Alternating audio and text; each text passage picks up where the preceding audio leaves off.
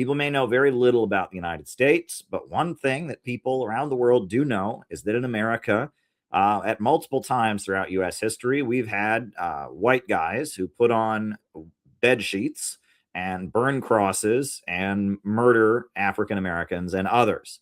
The Ku Klux Klan is something about America that the whole world knows about. In fact, if you read the writings of the essays of the published writings of Ho Chi Minh, the leader of the Vietnamese Communist Revolution, he lived in New York City. He was a cook in New York City in the 1920s. And that was at the time the Ku Klux Klan was very popular. And he wrote an essay for the socialist newspaper of Vietnam about the Ku Klux Klan because people in Vietnam were not familiar with it. One of Ho Chi Minh's early essays is about what is the Ku Klux Klan. Because we talk about American history on these streams and American politics with a very high level of understanding. And we understand things very, very well. You know, in my recent slideshow on Bonapartism, I talked about Woodrow Wilson and the Ku Klux Klan. So tonight, I thought I would just go over what is the Ku Klux Klan, and we'll just talk about the history of this racist organization that shows up about 4 times in American history. That is really, you could say the Ku Klux Klan is part of Americana, right? It's just part of American history. It's just part of American culture that we have seen over and over and over again. What is it? Where did it come from? So this is a slideshow I put together.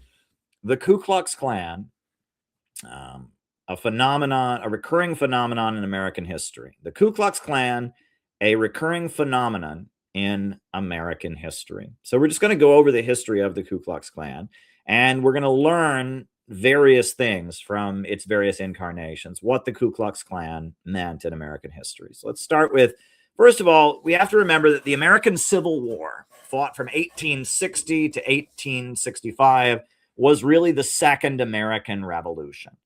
That the American Revolution was not complete because in the South we maintained slavery, human chattel slavery, which is feudalism, right? Human beings being owned by other people is generally not associated with capitalism. That's a holdover from feudalism, right? In Europe, they had serfdom, which is kind of semi-slavery. Prior to feudalism, you had blatant slavery, in the Roman Empire and the Greek Empire, etc. And in America, at the time America was founded, we had slavery as a big part of the economy. And the South of the United States was the cash crops, cotton, tobacco was being picked by enslaved persons. And slavery was something that kind of hung over U.S. society like a curse. At the time that the American Constitution was being written, it was a big point of disagreement between the founders of the United States. Many of the founders of the United States were slave owners, but, I believe Thomas Jefferson said he was morally opposed to slavery. So he freed all of his slaves at the time of his death.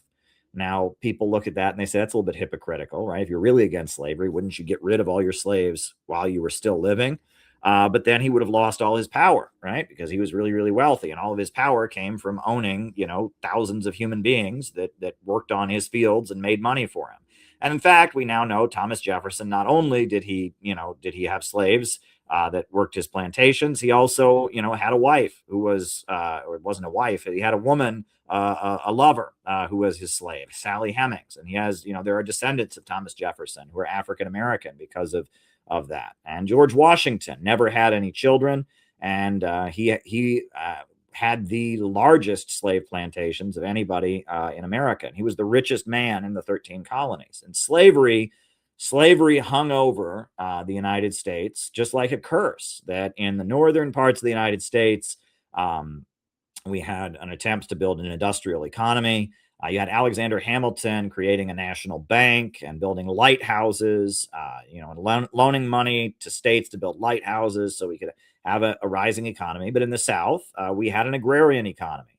And even though we won our independence from the British Empire really liked getting cheap cotton shipped into London from the American colonists. And as the British Empire began to expand, the textile industry became essential. The British Empire was supplying the world with cloth, and they needed cheap cotton picked by American slaves to grow their cloth. And so the British Empire became very big supporters of slavery in America. And so as America is growing as a country, there's a feeling that slavery is something that is hanging over our country like a curse. There are things that are starting to happen that are just showing that slavery is going to restrict the United States. We're not going to be able to have a prosperous, strong country with slavery. One thing that happens, for example, is that they pass the fugitive slave law that says that if a slave breaks free and goes to a non-slave state, that state is obligated to send them back to the South where they have to be enslaved.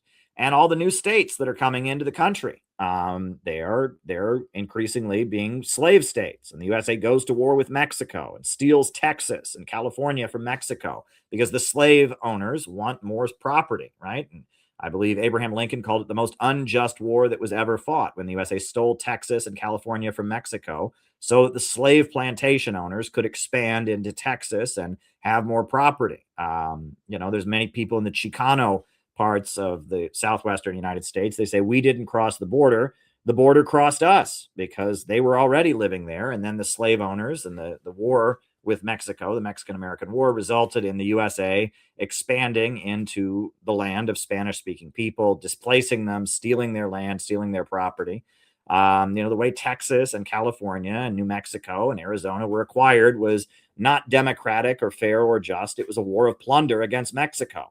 And slavery was just ruining everything. And the slave owners, their votes in the federal government were greatly overrepresented.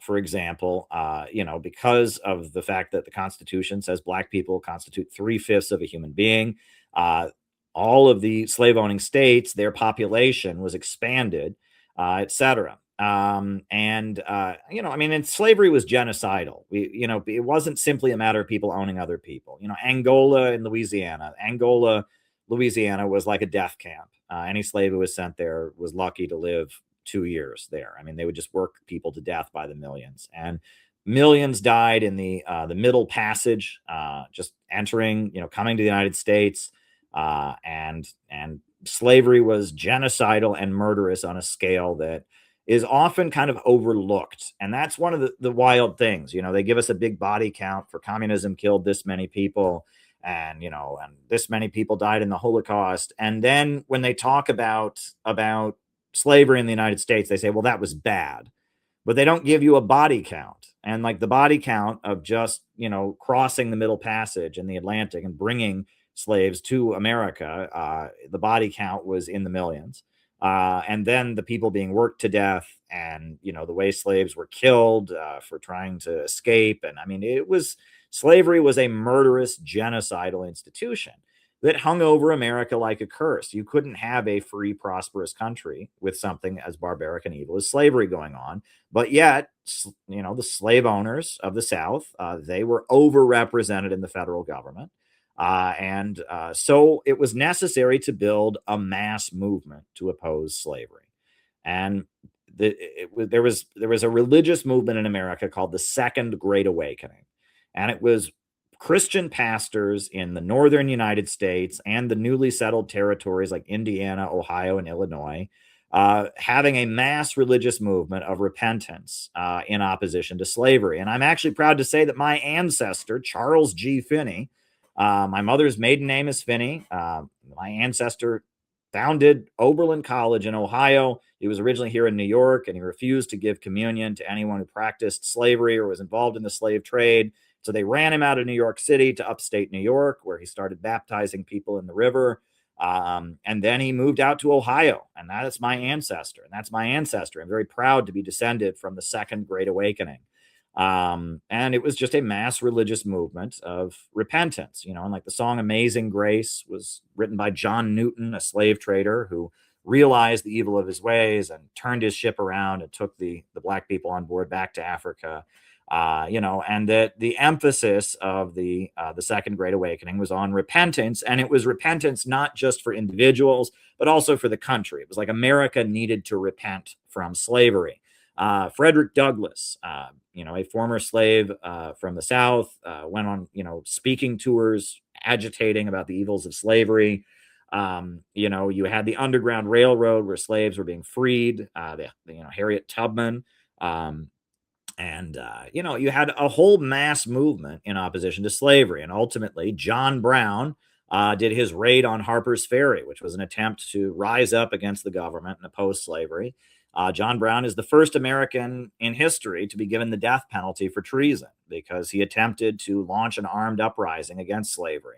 You had the Nat Turner slave revolt in Virginia, where Nat Turner, this African-American pastor, led slaves in Virginia to take up arms against the white people and against slavery. So there was a mass movement of thousands and thousands and thousands of people who felt that slavery was wrong. And even though the plantation owners were propped up by the British Empire and they had lots of money and they were tied in with Wall Street, New York City was a stronghold of pro-slavery sentiment because Wall Street insured slave cotton and slave exports from the South. And Wall Street was very heavily involved in the slave trade and slavery.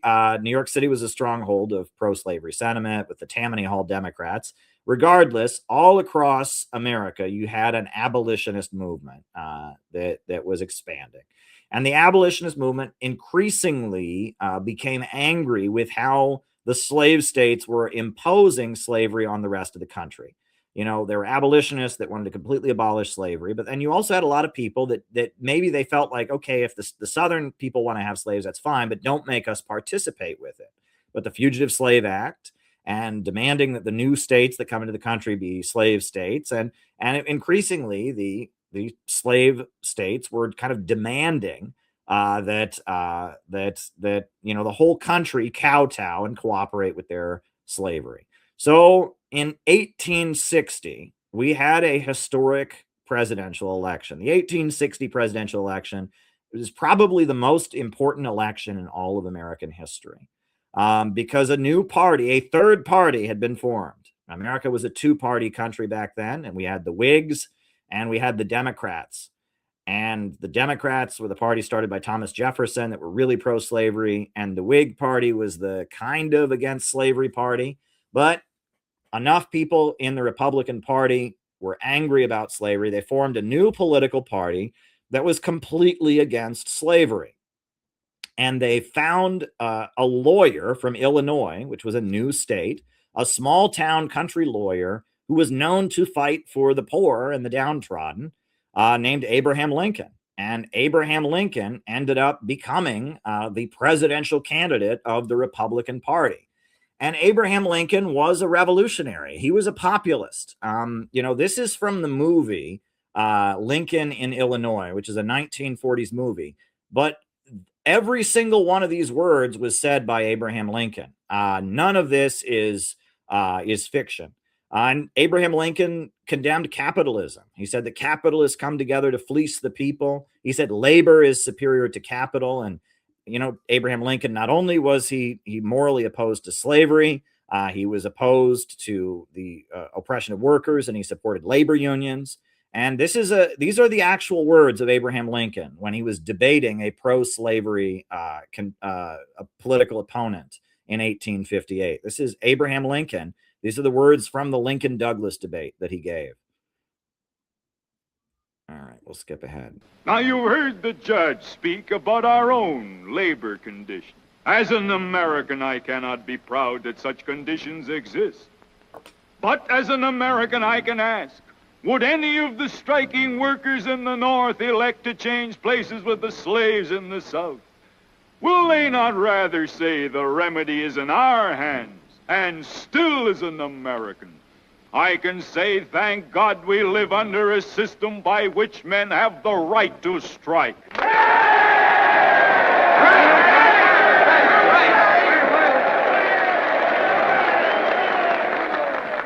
I am not preaching rebellion.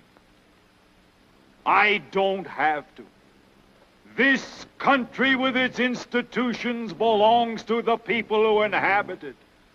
Whenever they shall grow weary of the existing government, they can exercise their constitutional right of amending it, or their revolutionary right to dismember or overthrow it. If the Founding Fathers gave us anything, they gave us that.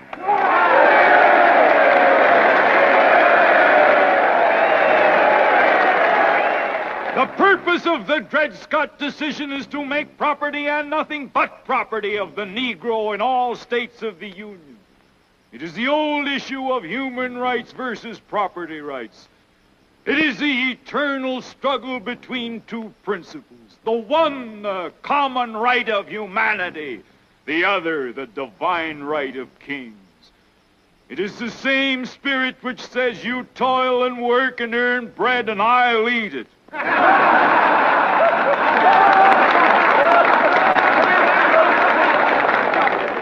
As a nation, we began by declaring all men are created equal. There was no mention of any exception to that rule in the Declaration of Independence. But we now practically read it, all men are created equal except Negroes. If we are to accept this doctrine of race or class discrimination, what is to stop us in future from decreeing all men are created equal except Negroes, foreigners, Catholics, Jews, or just poor people? That is the conclusion towards which the advocates of slavery are driving us. Let each state mind its own business, says Judge Douglas. Why stir up trouble? This is the complacent policy of indifference to evil. And that policy I cannot but hate. I hate it because of the monstrous injustice of slavery itself. I hate it because it deprives our republic of its just influence in the world, enables the enemies of free institutions everywhere to taunt us as hypocrites, causes the real friends of freedom to doubt our sincerity, and especially because it forces so many good men among ourselves into an open war with the very fundamentals of civil liberty, denying the good faith of the Declaration of Independence and insisting that there is no right principle of action but self-interest. In his final words tonight, the judge said that we can be the terror of the world. I don't think we want to be that. I think we would prefer to be the encouragement of the world, the proof that at last man is worthy to be free. But we shall provide no such encouragement unless we can establish our ability as a nation to live and grow. And we shall surely do neither if these states fail to remain united. There can be no distinction in the definition of liberty as between one section and another, one class and another, one race and another. A house divided against itself cannot stand. This government cannot endure permanently, half slave and half free. So Abraham Lincoln, he was a radical.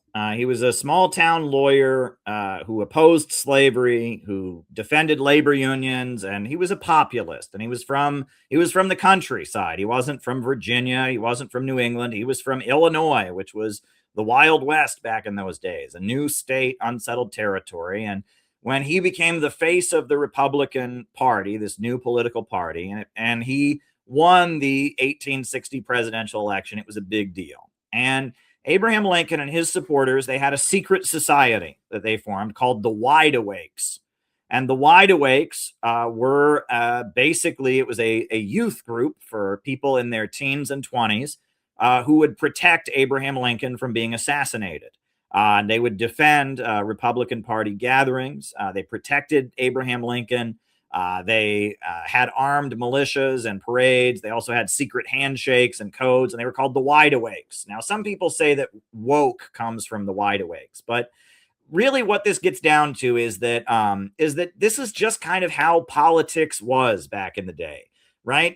Religion was a really big deal, right? The Second Great Awakening was a religious movement, right? The main opposition to slavery was a religious movement. And, ritual and secret handshakes and things like that were just kind of how people did politics back then. And that's kind of important as we start talking later about the Ku Klux Klan. But like the Society of the Wide Awakes, this was this secret society of young people that, young men who learned to use guns and had secret handshakes to oppose slavery and secret codes. And like that was their symbol. It was an eye that is wide awake, like we're awakened, we're not asleep anymore. And they were the anti-slavery movement. And when the Civil War started, the Wide Awakes all enlisted in the army, to fight against slavery. And it was just, kind of how politics was. So when the Civil War happened, the Civil War was a revolution, and there's really no way around it. Harriet Tubman became the first woman to lead U.S. troops into battle, and she, led a militia that went along the Combahee River in South Carolina, liberating slave plantations. Joseph Wademeyer, who was a Marxist, he led the Ohio 9th Infantry Regiment, and he protected St. Louis, Missouri during the war. And Joseph Wademeyer was a communist. And so it was basically a communist division of the U.S. Army that protected St. Louis, Missouri during the war. The Wide Awakes were involved in it as well. And during the war, the main Republican Party pro-Abraham Lincoln newspaper in New York City was the New York Tribune. And Karl Marx was hired as the London correspondent of the New York Tribune. And his essays, I have a book of his articles from the New York Tribune somewhere. It's up here. I mean, you read his writings, he was very, very pro-Lincoln, and he was Karl Marx. So the Civil War was a revolution. After the Civil War, the South was defeated. Slavery was outlawed by the constitutional amendments that were passed. And in the South, it was clear they were just going to try to not follow it. And they did crazy things, like they declared slaves to be apprentices. And they said, well, he's not a slave, he's an apprentice. And so it became clear that in order to prevent slavery, to really stop slavery, they would have to occupy the South. And that's what Reconstruction was. And Reconstruction was actually one of the most hopeful times in American history. Most of these states in the South didn't have public education, but it was during Reconstruction, after the slave owners were defeated, that they set up public schools in the South, and white and black people got to go to public schools and learn to read and write. And that was because of Reconstruction. There were land redistribution efforts, and they did redistribute to some degree or other the land of the plantation owners. And Reconstruction was a very, very hopeful moment in American history, where, free black people, and in some cases, low-income white people, were coming together. The slave owners had been defeated. The slave plantation owners were on the defensive. They were having their land redistributed. There were, labor unions being formed, and it was kind of a progressive moment. W.E.B. Du Bois' book, Black Reconstruction, is really the best history of this period in American history, Reconstruction. And that's where the Ku Klux Klan was formed. The Ku Klux Klan was founded in 1865 in Tennessee as a secret society of former Confederates. And in 1866, they got Nathan Bedford Forrest, a former Confederate general, to lead it. Basically, they engaged in primarily voter intimidation. At this time, there was a law, and it's still, on the books, that if you take up arms against the American government, if you engage in insurrection against the American government, you lose your voting rights. So if you had been a Confederate soldier, or if you'd been part of the government of the southern states that had seceded, you couldn't vote. So the voting rights of former Confederates were taken away. So this is why, if you go back to the 1860s, that's when you have your first black members of Congress, your first black state representatives, your first, it's way back then. because white people couldn't vote. Largely, white men who had been Confederate soldiers had lost their voting rights because they had taken up arms against the American government. Now, they eventually started getting their voting rights back in the 1870s, but for a long time, that any white people who'd participated in the Confederacy, they were not able to vote, and so largely the Republican Party was winning elections because the Republican Party was the party of Lincoln. The Democratic Party was in a very weak position. So what the Ku Klux Klan did was they engaged in voter intimidation.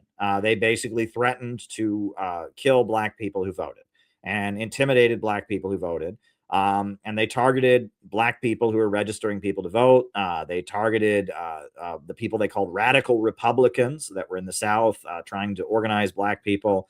And they were largely a terrorist organization that engaged in trying to roll back the efforts to empower black people after the Confederacy had been defeated. To some degree or other, they were Confederate soldiers who kept fighting, basically. But they wore bed sheets so they couldn't be identified. And they did a whole bunch of the secret society stuff, secret code names and all of that, and secret handshakes and stuff like that. And actually, Nathan Bedford Forrest, who was their leader, he became kind of a profiteer. He started an insurance racket because the group, was all over the South, and Nathan Bedford Forrest was officially their leader. So he would go from town to businesses and say, hey, the Ku Klux Klan is burning a lot of stores down these days, and they're robbing a lot of people. But, if you make a nice donation to me, I can make sure that the Klan doesn't go after you. And that's a classic organized crime tactic, and that, to what degree or other is the Ku Klux Klan just organized crime? I mean, obviously, this is a group that is on a racist mission. Obviously, this is the group that believes the Confederacy was right, that rejects, the Union Army, rejects the overturning of slavery. But at the same time, to some degree or other, this is just kind of a criminal organization. And, they run an insurance racket. 1868, Ulysses S. Grant is elected president of the United States. And honestly, Ulysses S. Grant is really one of the, he's a very admirable figure in American history. I mean, he wasn't perfect, but, he was the leader of the Union Army during the Civil War, and he was elected president in 1868, and his autobiography is awesome. He talks about the Mexican-American War and how unjust it was. He talks about Native Americans and how they're being unfairly treated. He talks about, how evil the Confederacy was and how bad the Ku Klux Klan was. The autobiography of Ulysses S. Grant is really great. I mean, what it really just gets down to is that this was a period where the American capitalist state was overturning remnants of feudalism. And, he was the leader of the Union Army during the Second American Revolution. And he won the election in 1868, promising to crack down on the Ku Klux Klan. He said, the Ku Klux Klan is out of control. We defeated the Confederates. We're going to crack down on them. And he became president. He won the election in 1868. And he then sent federal troops to crush the Ku Klux Klan. He passed the Ku Klux Klan Act, which is a law that is still on the books, which is a very interesting law. 470 Klan members were arrested, and the Klan was basically crushed. And by 1872, it didn't exist anymore. Now, what's interesting is Nathan Bedford Forrest, who was the Confederate general, who was the leader of the Ku Klux Klan and got rich off this insurance racket. He was called before Congress, and he denied being a member. He lied about being a member. He clearly was a member. And he had quit the Ku Klux Klan as soon as Ulysses S. Grant became president. He quit. He knew that they were going to be outlawed. And he said part of the reason he quit the Klan was that he couldn't control it, because in local areas, they would just kind of do whatever they wanted. And it wasn't really a central organization, even though he was nominally the leader of it for the whole South. Every local group, basically every little town or whatever, had 2 or 3 guys who put on bed sheets and were doing the Ku Klux Klan thing. And they were not taking orders from anybody. It was a very kind of regional autonomous kind of group. And a lot of crimes were committed. I mean, thousands of people were murdered for trying to vote, right? A lot of intimidation, a lot of rape, a lot of torture, and a lot of murder was happening. And Nathan Bedford Forrest realized, as the boss of the Ku Klux Klan, he was going to be held responsible for it, largely. So he quit the Ku Klux Klan. He was called before Congress and said he had never been a member. Oh, I've never been a member. I don't know anything about it. He had gotten rich off the insurance racket, and towards the end of his life, Nathan Bedford Forrest even gave like some anti-racist statements and stuff. He didn't even want to be associated with it. He knew it was kind of an embarrassing, losing thing. It's kind of wild. But by 1872, the Ku Klux Klan had been crushed by federal troops, and the law that was used to crush it is the Ku Klux Klan Act of 1871, which is a very interesting law. It made a conspiracy to deny people their civil rights a crime. Isn't that interesting? So basically, and I think this is great. I mean, but it's interesting. It is a federal law that if you get together and try to conspire to deny someone their civil rights, that's a crime. If someone, you try to prevent someone from voting, you try to prevent somebody from exercising their free speech, and you get together, with other people and say, we're going to prevent this person from exercising their civil rights, that's a crime. So I want to know, like, does this apply to government officials? Like, can the FBI, they conspired to deprive the Uhuru movement of their right to oppose war against Russia, right? And they conspired to violate their civil rights. So is that a crime? Can they be arrested? Like, it is a federal crime to conspire to deny people their civil rights. It says that the federal government can send troops when a local government denies civil rights, which is also very interesting. So if a local government is denying people their right to free speech, denying people their right to vote, etc., the federal government has the right to send troops to keep them in line. I did not know that. It also says the president personally is authorized to send federal troops to crush violent conspiracies.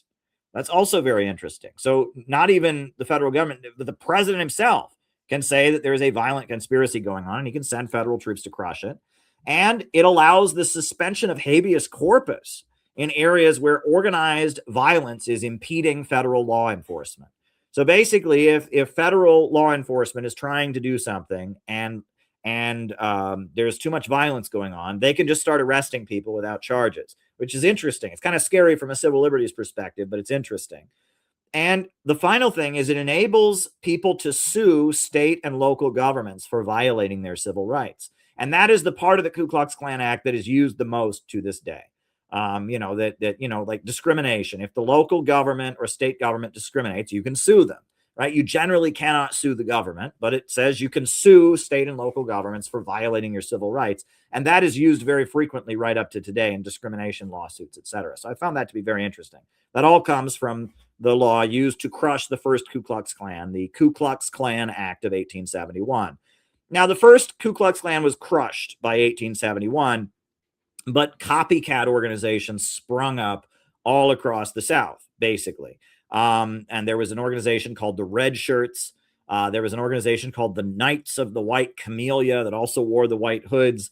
And it was like every little Southern area had its own Ku Klux Klan kind of group.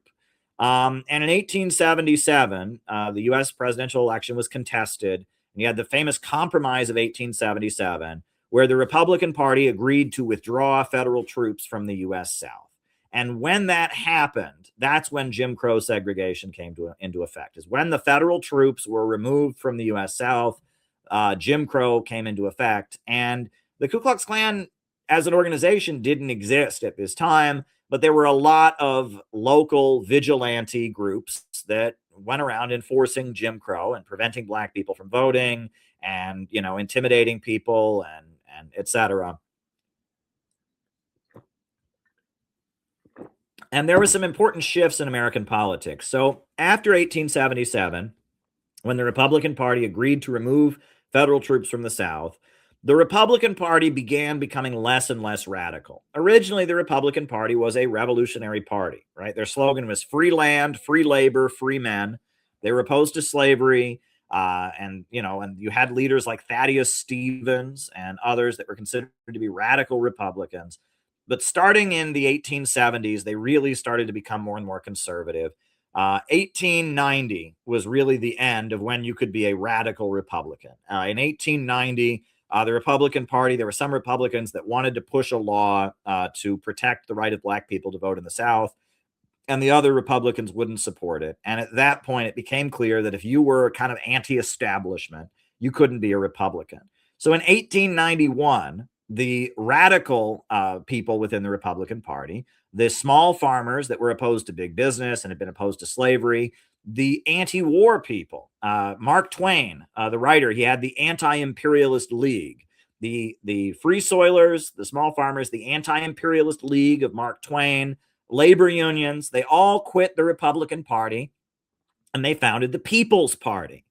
And the People's Party were known as the Populists, and they were a huge political party that was against the Republicans and the Democrats. And they were originally an anti-racist party. And they said that, racism is a tool of the capitalists, and they were for the small farmers. They wanted to nationalize the railroads. They wanted to get rid of the gold standard and replace it with a silver standard. And they were kind of a left-wing political party. And, they wanted a national bank and the silver standard. They wanted public ownership of railroads. They wanted to redistribute land so all the land didn't end up in the hands of big agribusiness corporations. They were not socialists or communists, but they were anti-corporate, anti-big business, anti-trusts, anti-monopoly. And the People's Party originally was anti-racist, but gradually, especially in the South, because they had broken away from the Republican Party, and the Republican Party was the party of Lincoln, the populists started learning that pushing racist buttons against the Republicans was a way to score points. And increasingly, they would say things like the Republicans are giving jobs, government jobs, to black people, and those jobs could go to whites. And increasingly, the populists became more and more racist over the course of the 1890s, until finally William Jennings Bryan came along. And William Jennings Bryan was a populist who became a Democrat, and he was the Democrat candidate for president. And he brought the Populist Party into the Democratic Party, and the Populist Party dissolved and it became part of the Democratic Party, and it was fully racist at that time. William Jennings Bryan, what year was he?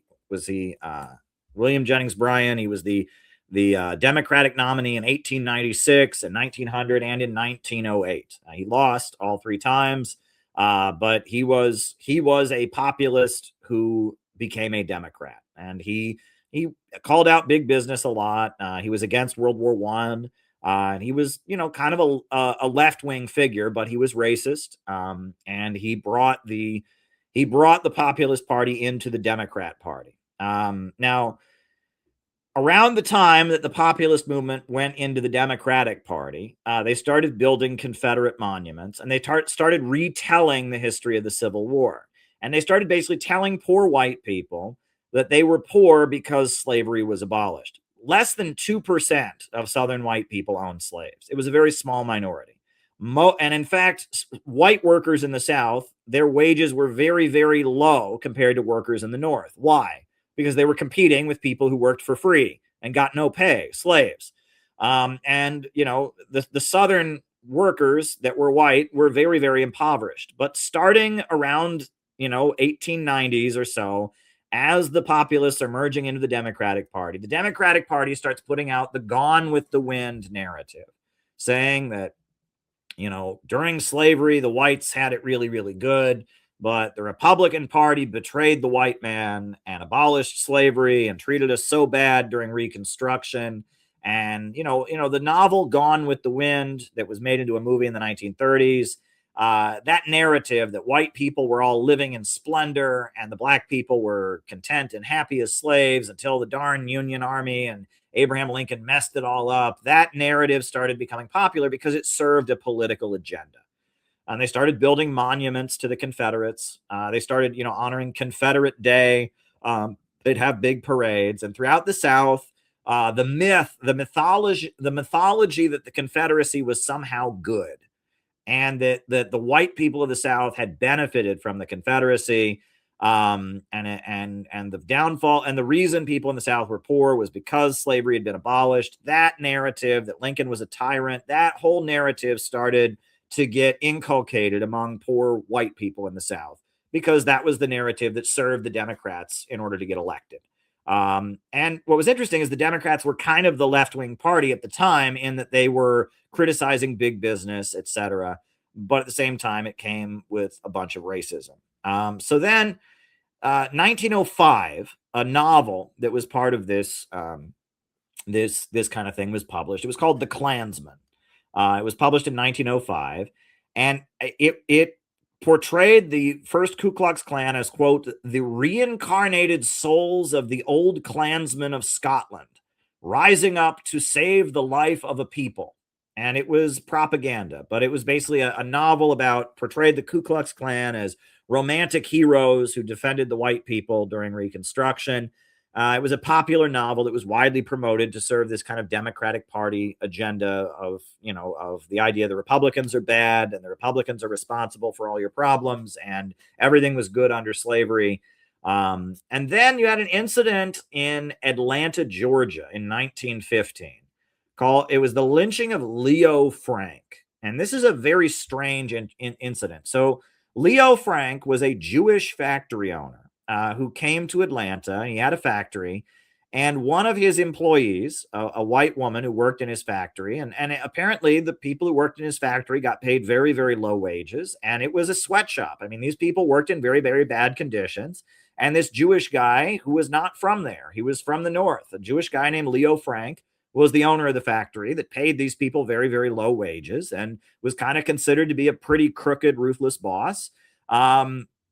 He was working his employees badly, and he was an outsider. He wasn't from the South, and he was Jewish, right? And Jews were viewed as not white, and Jews were viewed as foreigners and untrustworthy, etc.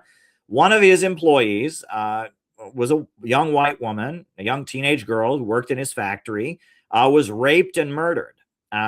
Very violently raped and murdered. And, now it's largely understood that he was innocent. I actually don't know if he was innocent or not. I don't know the details of the case a lot. Regardless, he was found guilty of raping and murdering one of his employees. And it was a pretty ugly case. I mean, the way the woman was killed was pretty horrendous. It was a pretty horrible crime. So he was sentenced to death for raping and murdering one of his employees. But then the governor of Georgia commuted his sentence to life in prison. And everyone was really, really angry about it because he was rich. He got his sentence commuted because he was rich. That's really the only reason. If he had not been very, very wealthy, and if he had not, rallied the Jewish community of America to, donate money and support him and all of that, there's no way in the world that somebody convicted of such a horrendous crime would not get the death penalty. This is back in the days where the death penalty was used very widely in the South, especially, but all over America, people were given the death penalty all the time. So Leo Frank, convicted of a very horrendous crime, he may have been innocent. Regardless, he's convicted of this very horrible crime, but he's well connected. He's got a lot of wealthy people supporting him and such. And so they commute him to life imprisonment instead of death. Well, everybody in Atlanta, is really mad about that, bought himself a pardon, basically. But he may have been innocent. So I'm not saying that he didn't deserve a pardon. Regardless, everyone in Atlanta is really mad about it. So they broke him out of jail and they lynched him. And he was killed very horrifically. It was pretty ugly. I mean, they ripped his body apart and they killed him in really, really horrible ways. It was a really, really ugly, ugly thing. But it was portrayed in the media and in the South as justice, right? As, okay, well, the governor pardoned him, so we're gonna kill him ourselves. And it was kind of viewed as kind of a populist uprising of the people, right? This guy murdered a poor white woman and bought himself a pardon, so we're gonna break into the jail and we're gonna hang him publicly and rip his body into pieces. And it was a really ugly lynching, but at the time it was viewed as just kind of rough justice. And it was in the atmosphere around the same time, same year, 1915.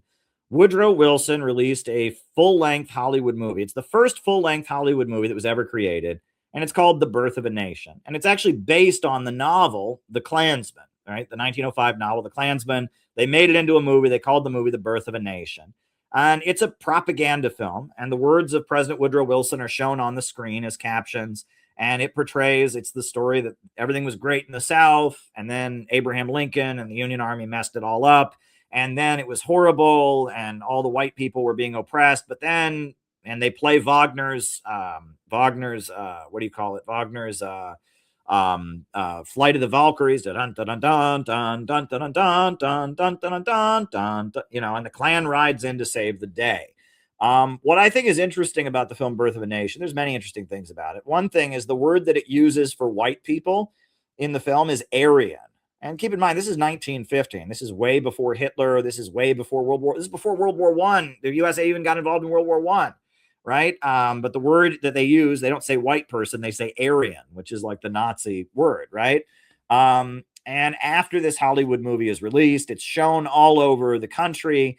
And, you know, there's many theaters where, you know, people watch the film and they're just so fired up. You know, people have never seen a movie before, right? You know, I mean, and you have to remember, like, you know, there's a famous story of like the first movie that they made of a train, right? They filmed, you know, it's one of the first like films of Thomas Edison. I think he filmed a train. And he filmed the train, and the people were sitting in the movie theater and they're watching the train, and they got up and they ran out because they're afraid the train was going to hit them. And you think that's hilarious. Like, how could, you know, people think that the train was going to hit them? You have to remember they'd never seen a movie before, a moving picture.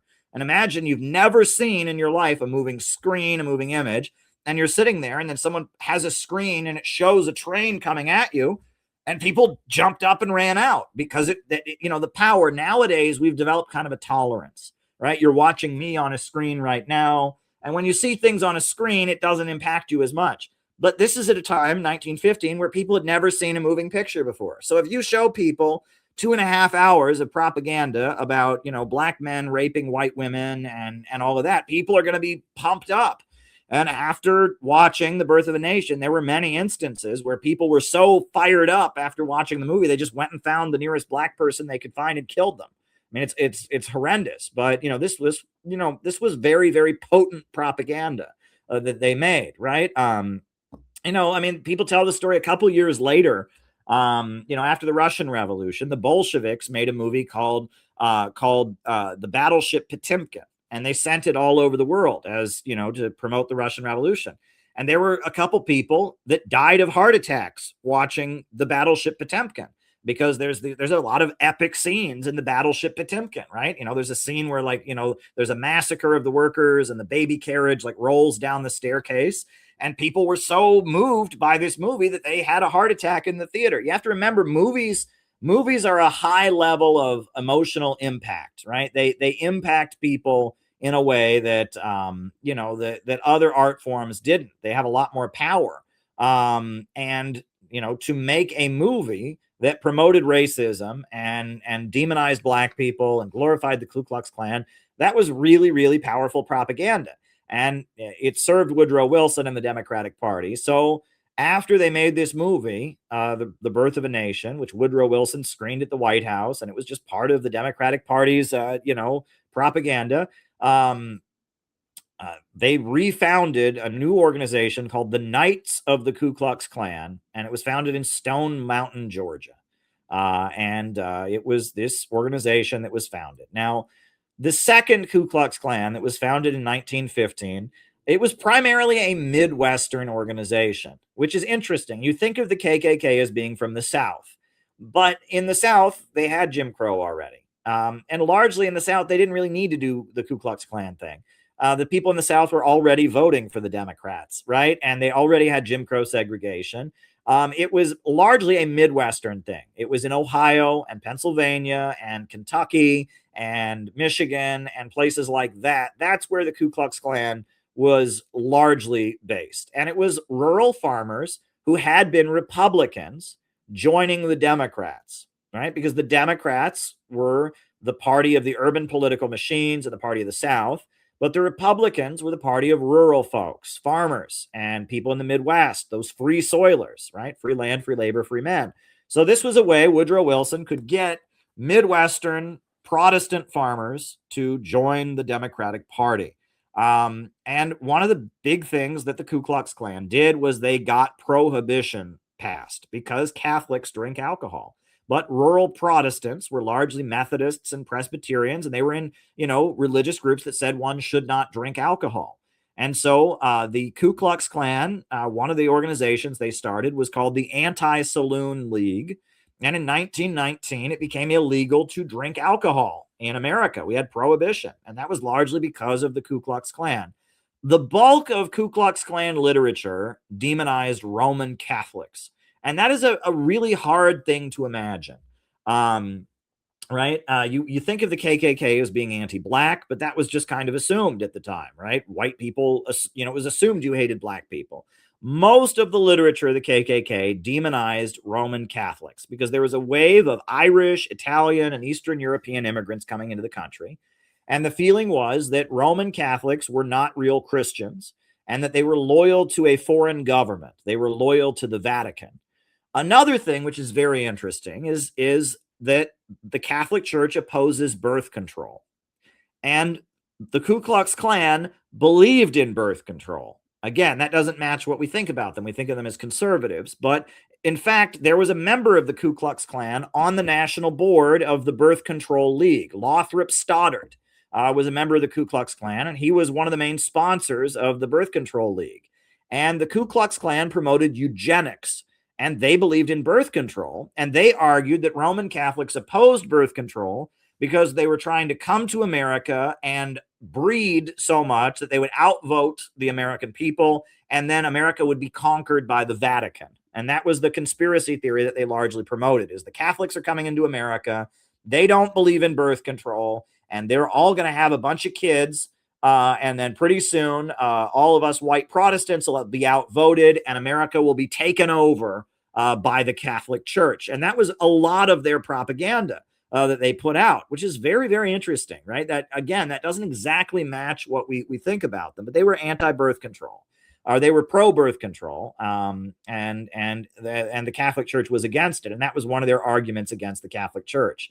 Al Smith was the leader of the Democratic Party of New York City, and he was Roman Catholic. And I remember my grandmother who died, I remember she would always tell me her first political memory was in 1928 when she was a small child. They had a presidential election and she was a small child, and she told all of her classmates, don't vote for Al Smith. He's a Catholic and Catholics are bad.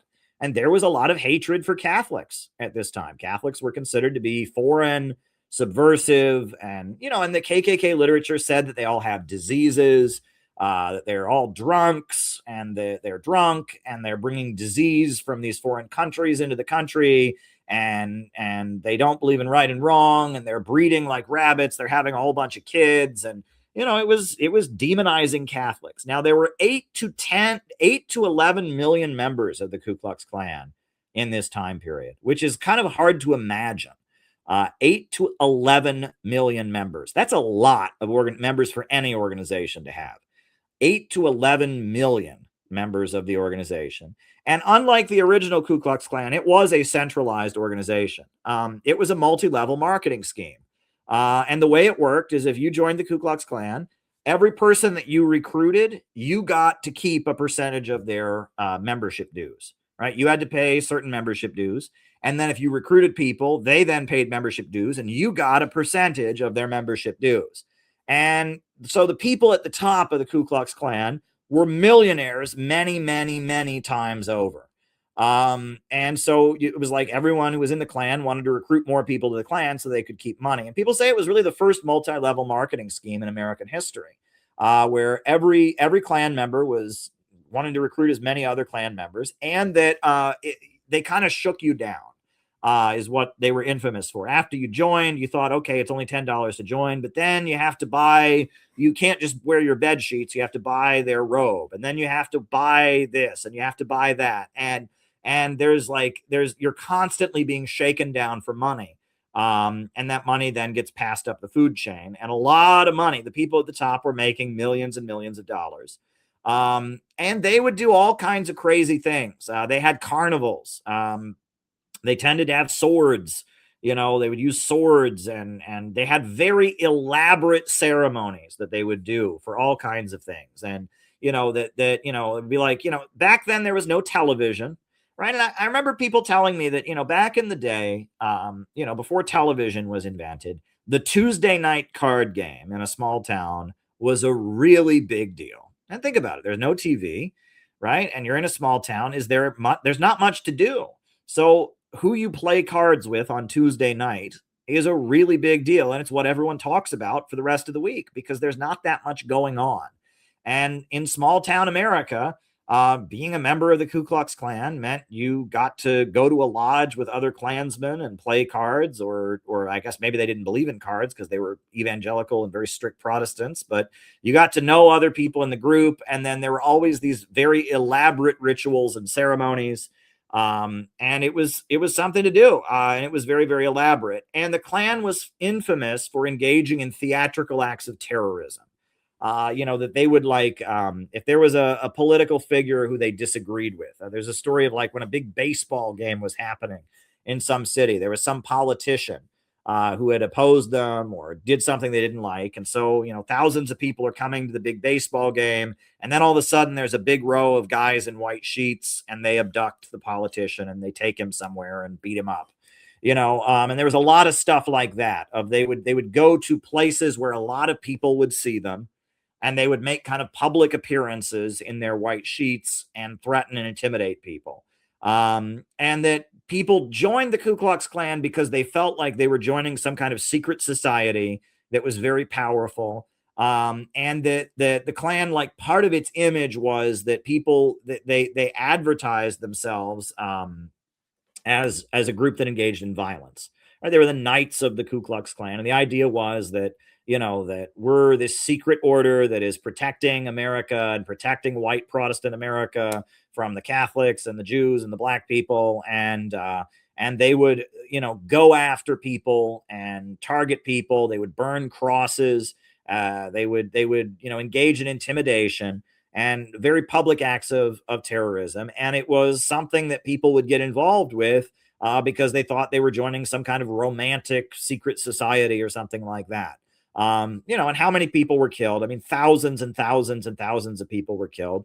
You have to keep in mind, though, lynching in the South was largely something that went on regardless of the Klan. They were involved in it, but it was going on long before the Klan was reestablished. The lynching, the horror of lynching in America, of, hanging people and mutilating their bodies and all of that, that was going on. It went on before they were reestablished. That was just part of the Jim Crow order in the South. They believed in it, they promoted it, and they certainly participated, but it wasn't necessarily their thing exactly.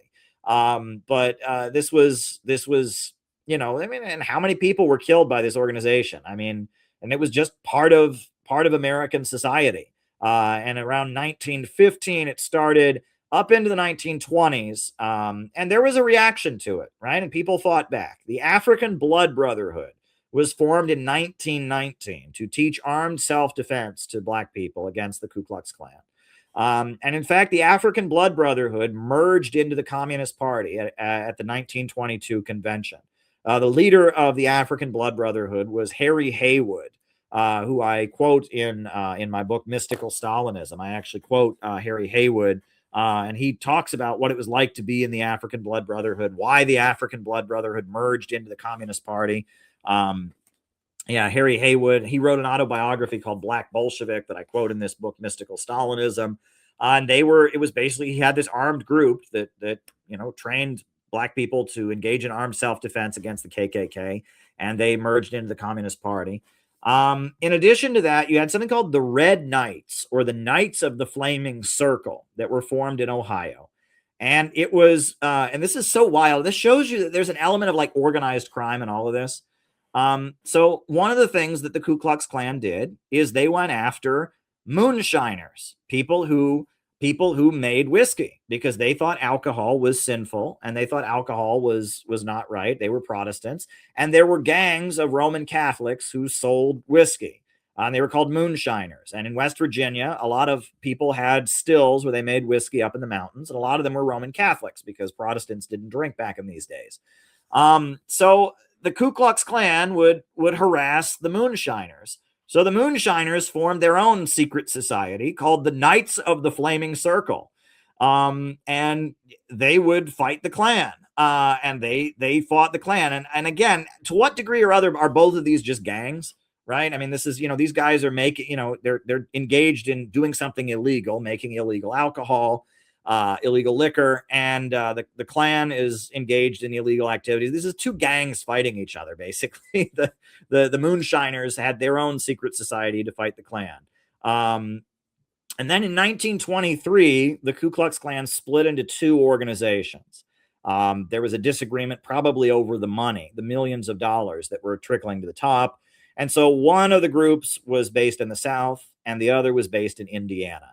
And the two groups, existed, and they both had the copyright. They took each other to court over the copyright of the Ku Klux Klan, etc. 1924, and I've talked about this before because it's a moment in American history that just kind of blows your mind. 1924, the Democratic National Convention was held in New York City. And it is the longest national convention of a major party in American history. It went on for 13 days because the Ku Klux Klan and the rest of the Democratic Party could not agree. The anti-Klan Democrats, the urban political machines, wanted to nominate Al Smith, whereas the Ku Klux Klan wanted to nominate William McAdoo. And neither side could agree. And it went on for 13 days. And the Democratic National Convention could not end. And there was loads of violence, people, getting into fist fights and et cetera. And every night as people were leaving Madison Square Garden, where the convention was held, there would be burning crosses across the river in New Jersey. And people called it the Klan Bake because it was a very hot summer.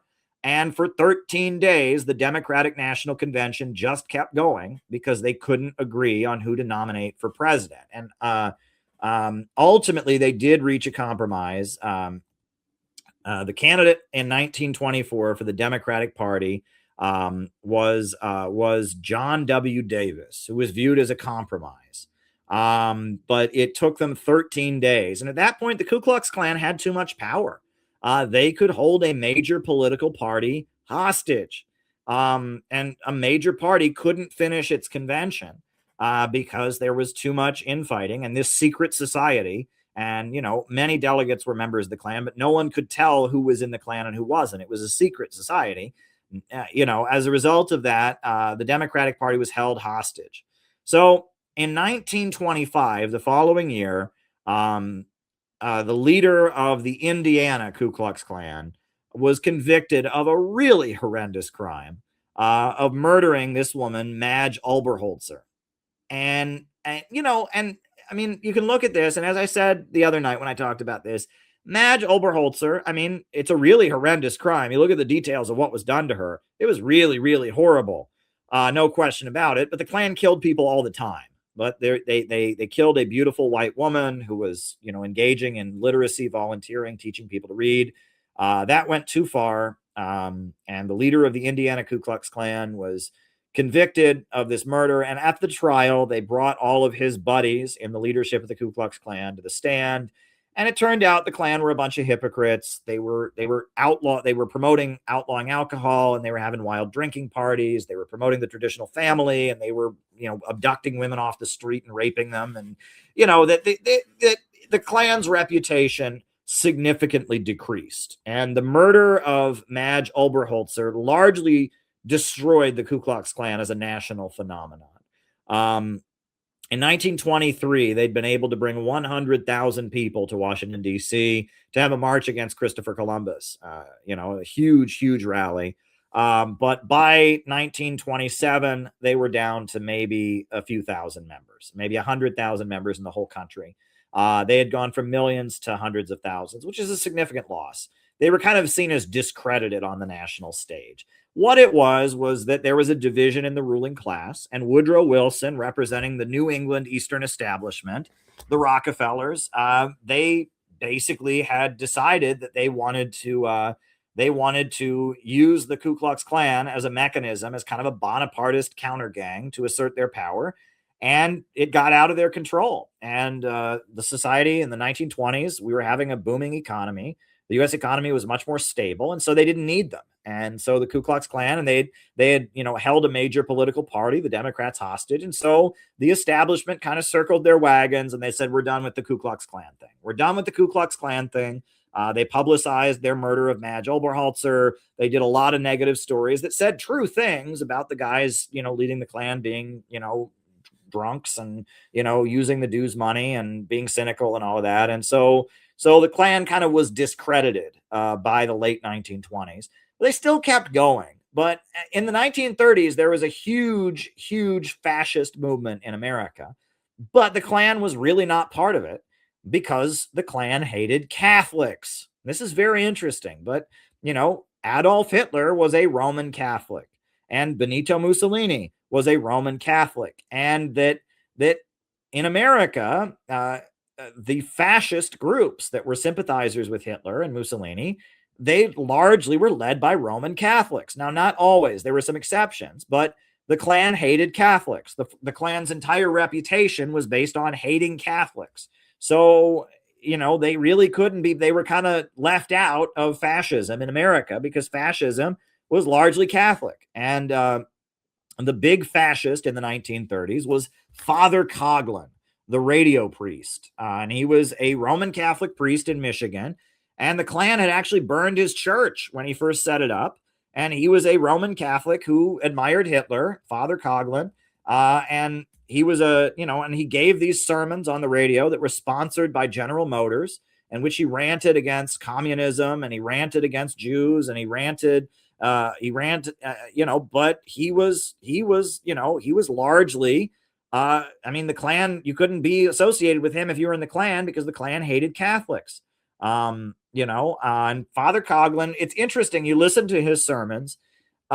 They start out usually by kind of condemning capitalism and saying that capitalism is bad, which is interesting because now we don't think of right-wing people as being against capitalism. But his sermons were largely, he would condemn capitalism and talk about how, people are inhuman and cruel to each other and they don't care about each other. Right. And he would, preach against capitalism as, and unemployment and all the bad things about capitalism. But then he would start ranting against the communists and how the communists are the worst thing that ever existed. And we got to kill the dirty Reds and they're all Jews and the Jewish communists are going to destroy America and all this. And then he would end in this kind of peaceful, happy, and we should all come together and listen to Jesus and follow the Bible. It's very, very weird, Father Coughlin's rhetoric. And eventually, when World War II started, the Pope took him off the airwaves because he was, a bad PR for the Catholic Church. But I'll just show you a clip of him ranting about the Federal Reserve, Father Coughlin. And he would talk about the Illuminati. And that was kind of the way fascists talked back then, was that they would rant against capitalism, but then, after finishing with how bad capitalism was, the dirty communists are the worst ones and got to kill the Reds. And then, we're going to, love each other and have goodness for the nation or something like that. Here's a clip of Father Coughlin talking about the Federal Reserve. There is written in the Constitution of the United States that Congress has the right to coin, issue, and regulate the value of money. That's good Americanism, and it's good enough for me.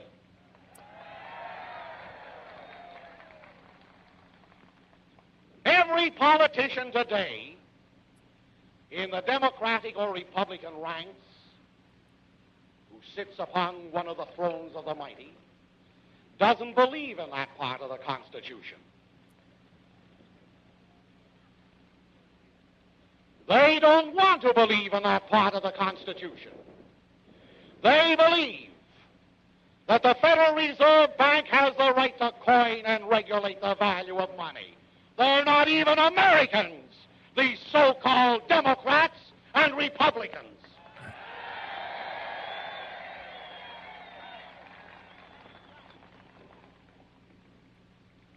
And so Mr. Roosevelt, who was very loquacious in 1933 about driving the money changers out of the temple, is now bent upon another policy. I think driving the workmen out of decent annual wages. As I come before you today, I wish to leave this thought with you. that in each congressional district here in Illinois, we will endorse a candidate who can rise above his party and puts patriotism first.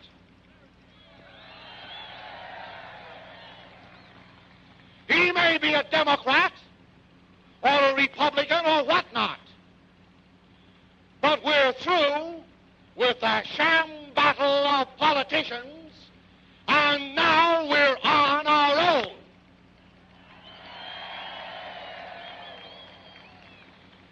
Therefore, under your congressional district presidents, form your battalions, take up the shield of your defense, unsheathe the sword of your truth, and carry on in Illinois so that the communists, on the one hand, cannot scourge us, and that the modern capitalists, on the other, cannot plague us. Yeah. There at the end, he condemns both the communists and the capitalists, right? And he was the big fascist in America in the 1930s, and he was Catholic. There was another guy named William Dudley Pelley, and William Dudley Pelley was a screenwriter in Hollywood who started his own religion. And he said he had a vision. He wrote a book called he had a vision, and he wrote this essay called 7 Minutes in Eternity. And like he had gone to the other side and met God and Jesus, and they told him that reincarnation existed and that all the different races are different stages in reincarnation, and whites are the highest stage. And he started his own group called the Silver Legion of America. Now, the Ku Klux Klan was not going to join any group like that, right? Because it's not Christian, right? He started his own religion. And, William Dudley Pelley, he incorporated Buddhism, Buddhist practices into his religion. And, he had a whole religious group that he started. It was kind of mystical or whatever. And it was, racist and white supremacist, but they were not going to be involved with that. And the Ku Klux Klan, they were for white Protestants, and they had been largely discredited after the murder of Madge Oberholzer, but they still existed throughout the 1930s, but they didn't have anywhere near the power and influence they had once had, and they were kind of, in terms of American politics, the far-right energy was usurped by fascists, and fascists were largely at least friendly to Roman Catholics, if not Roman Catholic, and they took a back seat. The far right politics in America had changed. 1930s far right politics is very, very different. And then people say that really the nail in the coffin during World War II, Superman, was a radio show that everybody listened to. There was no television, there was radio. They had the radio adventures of Superman. And Superman started fighting the Ku Klux Klan on the radio show. And the idea was the Ku Klux Klan was preaching racism, just like the Nazis. And so the Klan were un-American.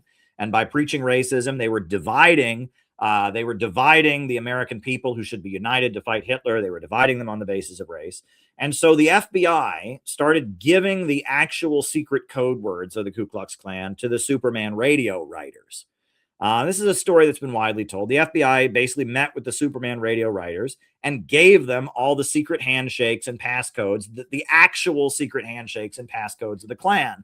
And so all the people that were in the Klan suddenly felt really, really embarrassed because everybody knew all their secrets, and that they would hear their kids outside pretending to be Superman, and they would say all their secret passwords and shit. And so that was the Ku Klux Klan just felt humiliated as an organization because basically everyone knew all their secret code words and stuff. And they, for example, one of the big secrets of the Klan was that if you met somebody, who was who you thought might be in the Klan, you would say, "Do you know Mr. Ayak?"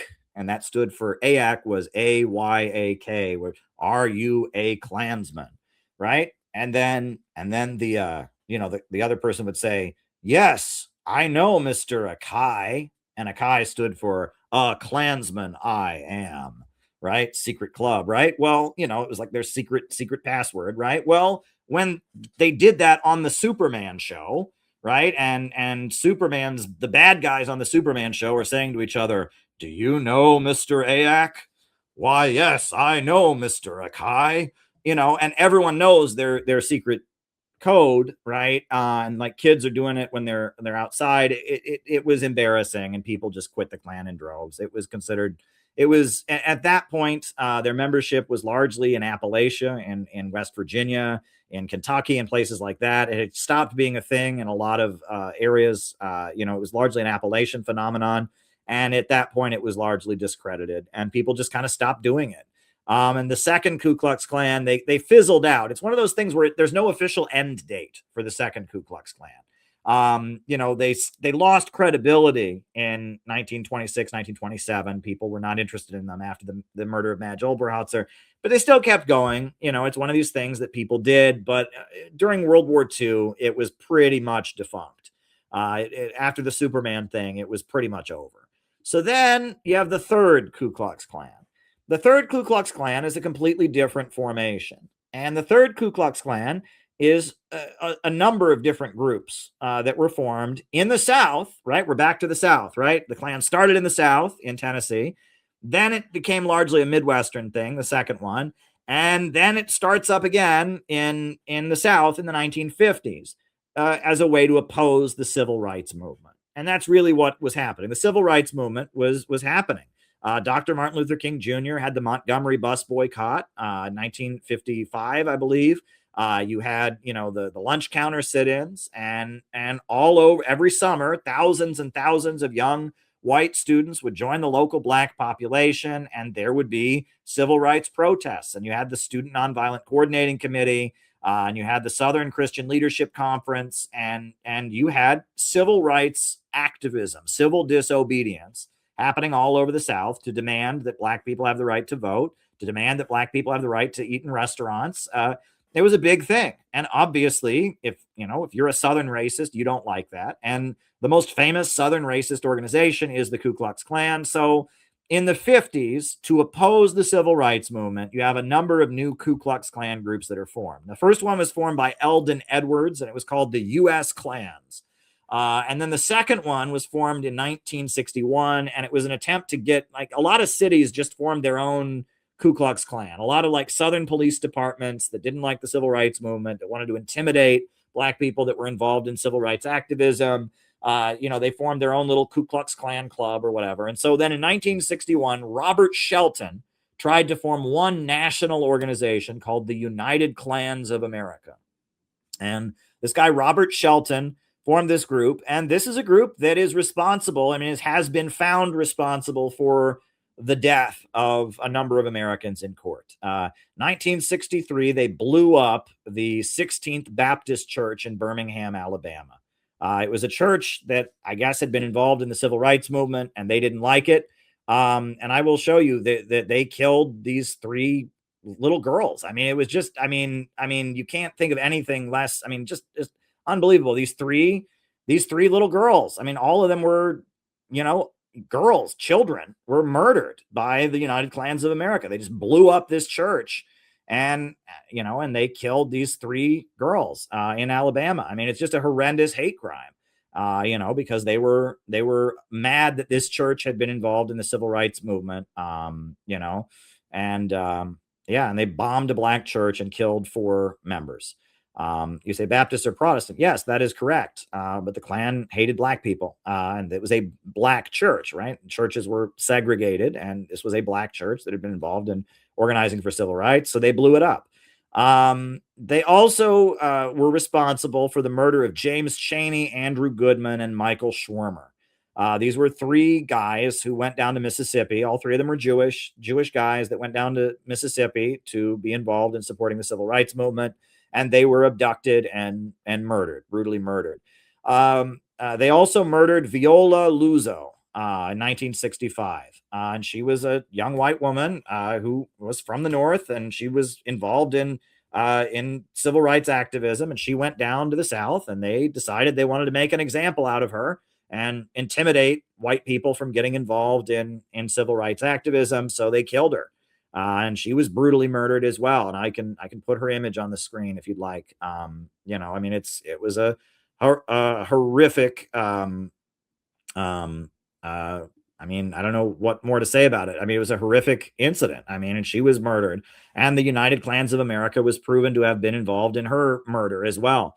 And that, just a young white woman was involved in civil rights organizing, and got abducted and killed by the Klan for doing it.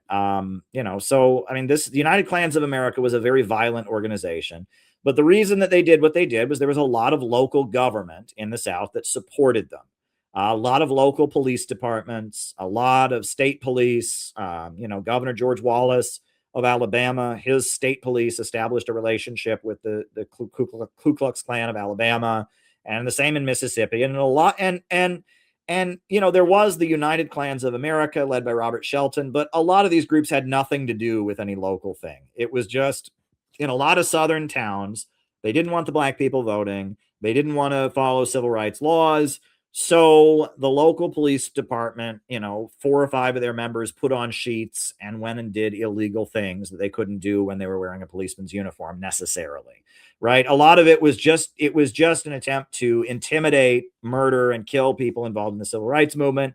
And wearing white sheets and burning crosses was just kind of it was part of the imagery. Everybody knew what that meant, right? It was a symbol that, all over the world, people know that in America, we have this group of people that wear white sheets and burn crosses and kill black people.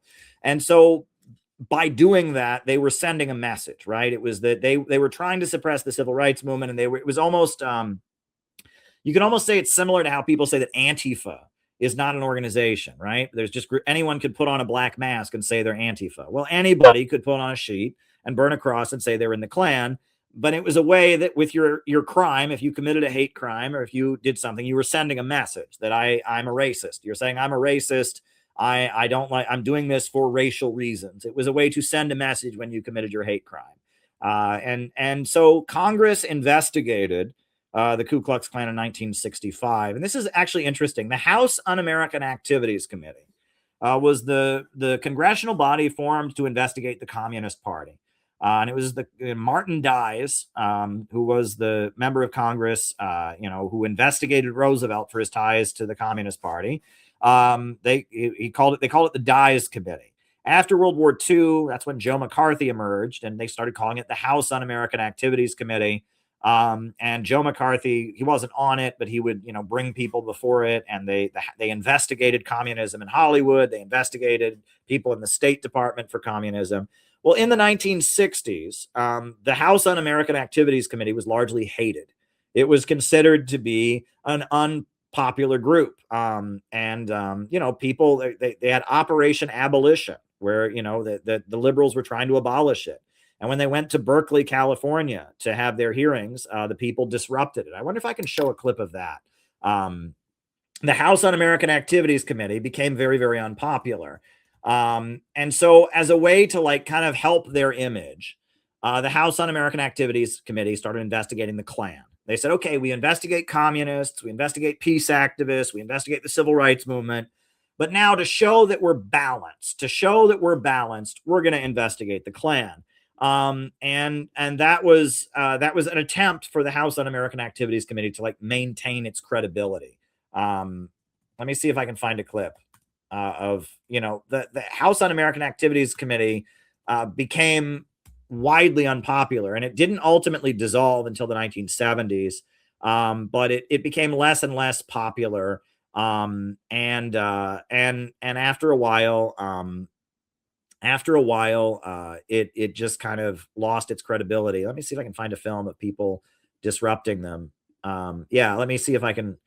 Yeah, I'll put on. This is from the film Operation Abolition. It was a film put out to expose the communist plot to shut down the House Un-American Activities Committee. But it just showed when they went to Berkeley, California, when they went to Oakland to investigate, peace activists in Oakland, the people just made fools out of them. They just disrupted their proceedings, and it was very powerful. Let me see if I can show a couple clips of that. But so in order to maintain their credibility, the House Un-American Activities Committee investigated the Ku Klux Klan in 1965, and their leader, Robert Shelton, was told to turn over all their membership rolls and tell who all their members were. He refused to do it, and so he went to prison for a year. And at the time, the FBI estimated that there were about 30,000 Ku Klux Klan members in the South at the time. Now, what's interesting is in the early 60s, as part of the blowback against McCarthyism, right? McCarthyism was seen as kind of a threat to the power structure in America. He had targeted the Rockefellers. He'd gone after Voice of America and the CIA. There was a lot of publicity for right-wing extremism. That was something, it was usually the media had focused on communists as, dangerous subversives, but suddenly the media shifted to talking about right-wing extremists. And George Lincoln Rockwell, the founder of the American Nazi Party, he was going around the United States in a Nazi costume, and the media gave him a lot of attention because it fed a narrative that, right-wing extremists are a threat. We got to oppose the right-wing extremists. And the investigation of the Ku Klux Klan in 1965 was largely it was about that. It was about the fact that right-wing extremism was a big focus of mainstream media at the time. And George Lincoln Rockwell and the Ku Klux Klan, they fit kind of a narrative that the media was spinning about right-wing extremism. But this is like people disrupting the House Un-American Activity thing. And finally, salutarian suite. Chairman Edwin Willis issues another call for law and order in the hearing room. That these hearings have been conducted in a dignified fashion. The only earthly reason why the people's door is not open is this. Officers chanting, "Abolish the committee, we shall not be moved," lyrics to which are lifted from the old Communist People's Songbook. Demonstrations in the hallways of City Hall become so loud that the judges in their chambers on the third floor are unable to continue court procedures. During the morning, the judges give orders to the sheriff and police officials to remove the demonstrators from City Hall immediately. As pamphlets continue to be distributed among the demonstrators, police officials once again warn the students and agitators involved that they must be quiet or the orders of the judges will be enforced. The police warnings are met with jeers and boos and renewed chanting and renewed singing. Finally, during the noon lunch and recess, the judges in their chambers give official orders now to remove the demonstrators from City Hall. When an attempt is made to carry out the order, the crowd responds by throwing shoes and jostling the police officers. When one officer warns that fire hoses will have to be used if the crowd does not disperse, the demonstrators become more and more unruly. One student provides the spark that touches off the violence when he leaps over a barricade, grabs a police officer's knife, and begins beating the officer over the head. As the mob surges forward to storm the doors, a police inspector orders that the fire hoses be turned on. At this point, leaders of the group give orders to resist police enforcement. The crowd, now in open defiance of law and order, begins singing once again, "We shall not be moved." Riot squad police reinforcements arrive on the scene and are met by boos and jeers from the rioters.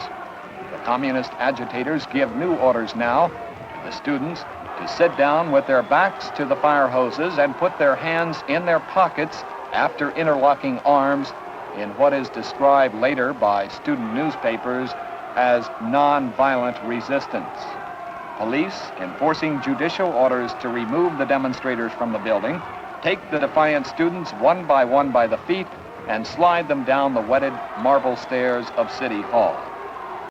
That was 1960, where people were protesting the House Un-American Activities Committee. The House Un-American Activities Committee is becoming less and less popular, and so people are protesting it, etc. So to maintain their credibility, they start investigating the Ku Klux Klan, and Robert Shelton goes to prison for a year. FBI says they have about 30,000 members. And so then now I maintain that there is a fourth Ku Klux Klan. Now, this is where people will disagree with me.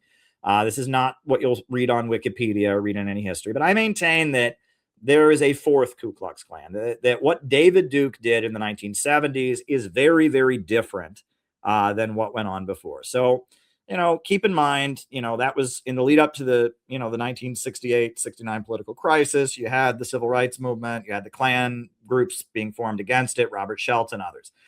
Well, 1974, a new Ku Klux Klan organization was formed. You have to talk about David Duke, right? David Duke. Now, David Duke's father, David Duke lives in Louisiana, and his father is a CIA guy. And that is not disputed. That is like his father worked for USAID and was an Air America pilot. During the Vietnam War, Air America was this airline that was used by the CIA to drop propaganda over Vietnam. And David Duke's father flew planes for the CIA, and his official paycheck came from USAID. He was an intelligence officer. David Duke's father was a CIA guy. Yes, David Duke is a Fed and has always been one, I maintain. And David Duke's father was a CIA guy. And when David Duke was 16 years old, his father basically divorced his mother and split up and left the country to do CIA work in another part of the country. And it looks like the young David Duke had a little bit of that's a disturbing thing, to lose your father at a young age. And, it looks like the young David Duke, his mother was an alcoholic, had a very severe drinking problem. And, his father said, I'm done with this. And his father left the country and moved to Laos to get away from his mother, divorced his mother. And David Duke is 16 years old. And, he's dealing with a stressful situation, it looks like. And at the age of 16, right as his father leaves, he starts getting obsessed with racism as a young man. And he joins the White Citizens Council in Louisiana, and he's a teenage volunteer for the White Citizens Council. People speculate he's probably responding to turmoil in his household, but whatever. And he ends up going to the University of Louisiana. And as a student at the University of Louisiana, he discovers that he can get lots of attention for himself by dressing in a sheet and putting on a Ku Klux Klan costume and doing theatrically racist stuff, to get attention for himself. When William Kunstler, the leftist lawyer, comes to the University of Louisiana, he dresses in a Nazi costume with a Nazi armband, and he carries a sign that says "Kunstler to the gas chamber." And he wears Ku Klux Klan outfits and is getting lots of attention in the media for being racist. And as a student at the University of Louisiana, he decides to start his own Ku Klux Klan group in 1974. He founds the Knights of the Ku Klux Klan. And the other Klan groups all denounce him, and they say, "Who are you? You're not part of us. You can't do this." But mainstream media makes David Duke an instant celebrity. And that is the thing you need to remember. Mainstream media immediately picked up David Duke and made him a household name. He's just a college kid who's racist. But yet, and that's totally true. I'll talk about that a little bit later, but he's just this college kid who's racist and, puts on silly costumes at his college campus and does racist stuff. And he starts his own KKK, and mainstream media, he's on Phil Donahue shows. He's on every late night talk show. He becomes a household name immediately. They make him famous, right? I'll show a clip of him on the Phil Donahue show. The mainstream media, just made him very, very famous immediately. And I think that has a lot to do with his father. I think it has a lot to do with his father and his connections, I think, more than anything. But here, I'll show you a clip of him on the Donahue show. 1978. This is national television, right? And look at what Phil Donahue. I really respect that Phil Donahue in a lot of ways, but this was not his best moment. But this kind of shows you the media treatment David Duke was getting. He was on every channel, every radio talk show, everything. It was like out of the blue. They just decided that, they were gonna, make this young guy who was not connected to any other KKK group. They were going to make him the face of the Klan. And they put him on national television, and they made him very, very famous. And this is Phil Donahue, 1978. Duke. Mr. Duke is, what is your title? Grand Wizard or National Director. You are Grand Wizard of the Ku Klux Klan. Right. He's such a nice-looking boy. That's a nice looking boy. Is that what you would say to the leader of an organization that kills and murders people? I mean, you know, such a nice looking boy. You know what I mean. I don't mean to be flip about what I know. People are surprised, huh? I guess so, because Hollywood's got this image that anybody who believes in their own race, if they're white and wants to preserve it and have their children go to decent schools and grow up believing in this country, they've got to somehow be old, they got to have a big beer belly, they got to be dirty, and I don't think that's the right image. You don't even chew tobacco, huh, Mr. Duke? No, a little spearmint juicy fruit once in a while. Yeah, and like those are the kind of interviews David Duke gives, where he's just like, I just love my own race, and you know, and they just make him a national celebrity. I mean, and keep in mind there are KKK groups that have been around. You know, he has nothing to do with any of them. He's just some guy who's, you know, dad happens to be a CIA agent, and suddenly they make David Duke a national celebrity. Should ring some bells. Anyway. 1979, people associated with David Duke's KKK, they murder 3 members of the Communist Workers' Party, right? There's a Maoist communist group in North Carolina, and they have a Death to the Klan rally, and the KKK shows up and shoots 5 of them on live television. And I actually have a video about the Greensboro massacre. Let me see if I can show that. I know there's been times where they've muted it, but let me see if I can... you know, it's a really horrendous incident.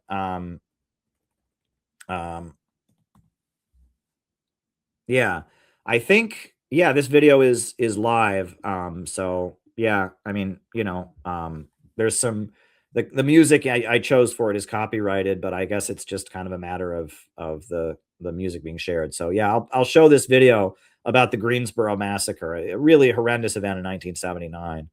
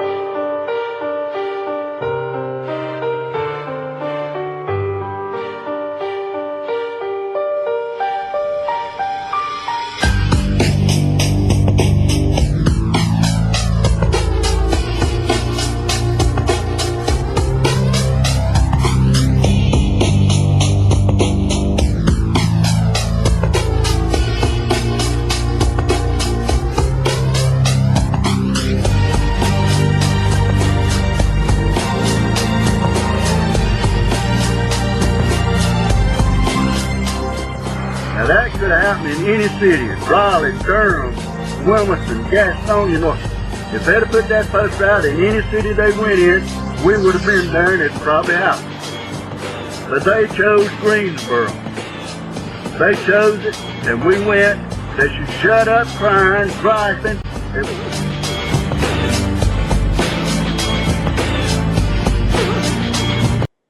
Yeah, so kind of a follow-up on that incident, the Greensboro Massacre. I've actually been to the site of the Greensboro Massacre. I made a point of wanting to actually visit the site because it was such a big incident. It was an important moment in the history of the new communist movement. I've actually written, I have my book on the history of the new communist movement, and it's covered in the book. It's an important moment. And one thing about the Greensboro Massacre that is interesting is that you had two organizations, the Communist Workers' Party, which were Maoist communists, and the Ku Klux Klan, which was white supremacist. And what was interesting is, so both organizations were basically captured by the establishment as a result of this horrendous incident. And it's very bizarre, but like, for example, this is one of the people who was in the cars. It's not proven he was one of the shooters, but one of the individuals who was one of the Klansmen who was in the Klan caravan at the Greensboro Massacre was this guy, Glenn Miller Cross. Now, the reason that there's a picture of him there in handcuffs is when he was in his late 70s, he was living in Kansas, and he shot up a Jewish community center, and he killed a number of people. He did a mass shooting. And at his trial, it was revealed that he had several different names and several different social security numbers. And that was because after the Greensboro Massacre, the FBI had put him in the witness protection program. And it appears that Glenn Miller, he, in addition to being a Ku Klux Klansman, he basically became a Fed after the Greensboro Massacre. And that he said, well, I was convinced that the communists were going to kill me, and the Feds recruited him. And he was an informant, an FBI informant in the white supremacist movement. And the FBI gave him protection, gave him fake names and all of that. And he was still a white supremacist. And I guess he then shot up a Jewish community center in 2014 and killed a number of people. How many people did he kill? He killed 6 people when he shot up the Jewish community center in Kansas. He was sentenced to death, but he didn't end up getting the death penalty because he died in prison. But it appears he was an FBI informant for almost his entire life. And that he was cooperating with the Feds. You look at this Klan guy was a Fed, and he had multiple names, and he'd been in the caravan that had done the Greensboro Massacre. In addition to that, the Communist Workers' Party, the organization that was victimized by the Klan, the CWP, they kind of lost their minds in response to the Greensboro Massacre also. And they started, obsessing with the Ku Klux Klan and such, and they started protesting against Noam Chomsky for allegedly being anti-Semitic. And they kind of started supporting Israel. Not really supporting Israel, but saying that people criticizing Israel were Klansmen and were white supremacists. And then in 1984, they ultimately dissolved and became part of the Democratic Party. They became the New Democratic Movement. And now, actually, there's a woman who was on the New York City Council for many years, who was a former member of the Communist Workers' Party. And she's a Zionist, and she's just a regular Zionist Democrat, Margaret Chin. And she, started out in the Communist Workers' Party. And then the Communist Workers' Party got targeted by the Klan. And then the Communist Workers' Party started obsessively going after right-wing anti-Zionists and going after even Noam Chomsky and leftists for allegedly being anti-Semitic. And they dissolved. And now, the mayor of Oakland, California for many years was a woman named Jean Quan. And she was also a former member of the Communist Workers' Party. And but she is just a regular Zionist Democrat now. And I guess both the Klansmen who did the shooting, a lot of them became feds, at least Glenn Miller did, and a lot of the communists who were victims of the shooting also just became mainstream liberals. And that this is something that I want to get back to as kind of a theme of what I'm noticing in relation to the Ku Klux Klan as we go through American history. But yeah, 1979, you had the Greensboro Massacre. What was weird is also in 1979, David Duke became a supporter of the Islamic Revolution of Iran, which is a very weird thing because, in America at the time, part of the Reagan revolution at the time was hating Iran. The USA was shifting to the right? Ronald Reagan won the 1980 election in a landslide, and part of the, Make America Great Again right-wing rhetoric was hating Iran. But David Duke liked Iran. And David Duke thought Iran was having a revolution against the Zionists, and David Duke liked Iran. And that's very, very strange. And that at the same time that David Duke was building this KKK group, he was also trying to infiltrate anti-Zionist spaces. There is, you can see pictures of him, talking about, Israel out of Lebanon and stuff like that. One thing that David Duke's KKK did, and this is testimony that's been given, is that they had a whole section of their organization called COINTELPRO. And what they did is they made comic books about killing police officers and killing white people.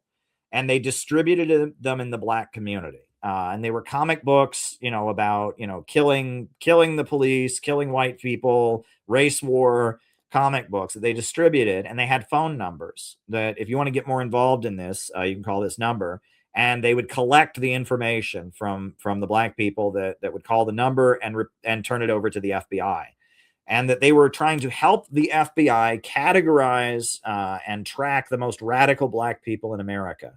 And that was part of what they were doing, which I think is a fascinating thing. It was PBS. They revealed this, that I guess David Duke was cooperating with the FBI and going into Black neighborhoods and distributing what looked like revolutionary Black literature, collecting people's information and turning it over to the FBI. And that, doing free work for the FBI was probably a way to try and get the FBI to trust you, to get the FBI to not persecute you, or something. And, we know David Duke's father was an intelligence officer, was, Air America, worked for USAID, etc. 1980, an audio tape surfaced of David Duke making fun of all the KKK members. And he then sold their names to a rival KKK leader who he knew was an FBI informant. Now, that is weird as hell. What is that, right? But he apparently, a tape surfaced, and he's sitting down with this other KKK leader of a rival KKK group.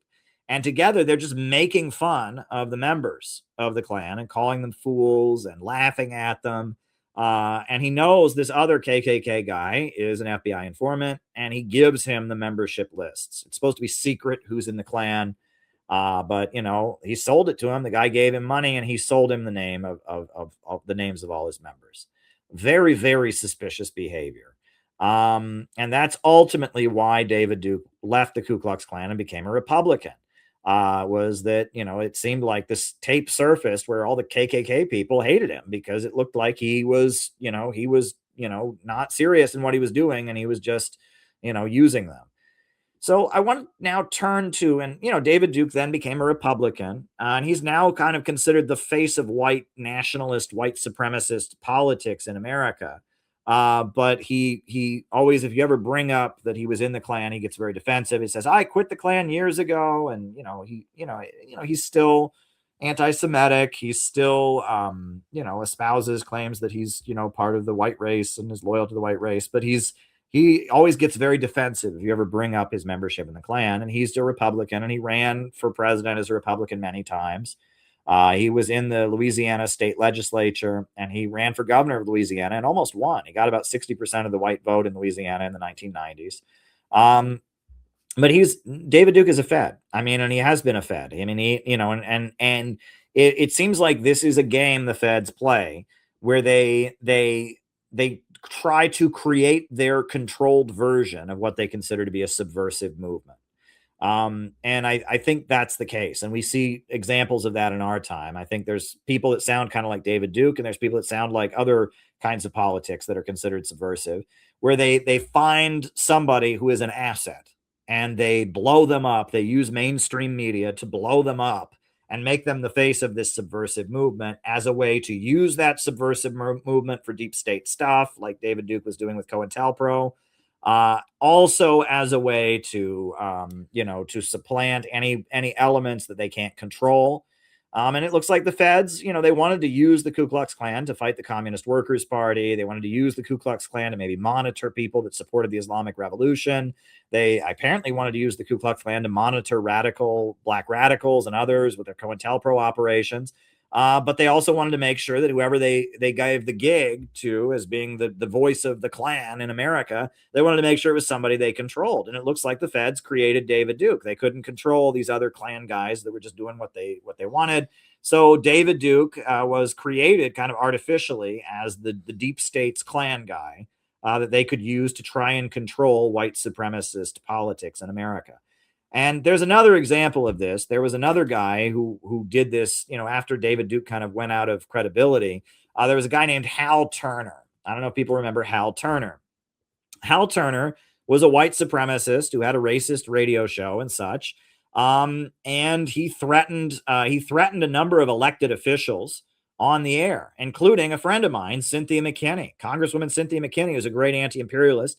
He said all kinds of racist, nasty stuff about her and called for her to be killed and all kinds of stuff. And Hal Turner, he broke the law. He threatened a judge. And after he threatened a judge, he was arrested for threatening a judge. And at his trial, it also came out that Hal Turner was a Fed. Hal Turner was not just some guy who was racist. The feds created Hal Turner.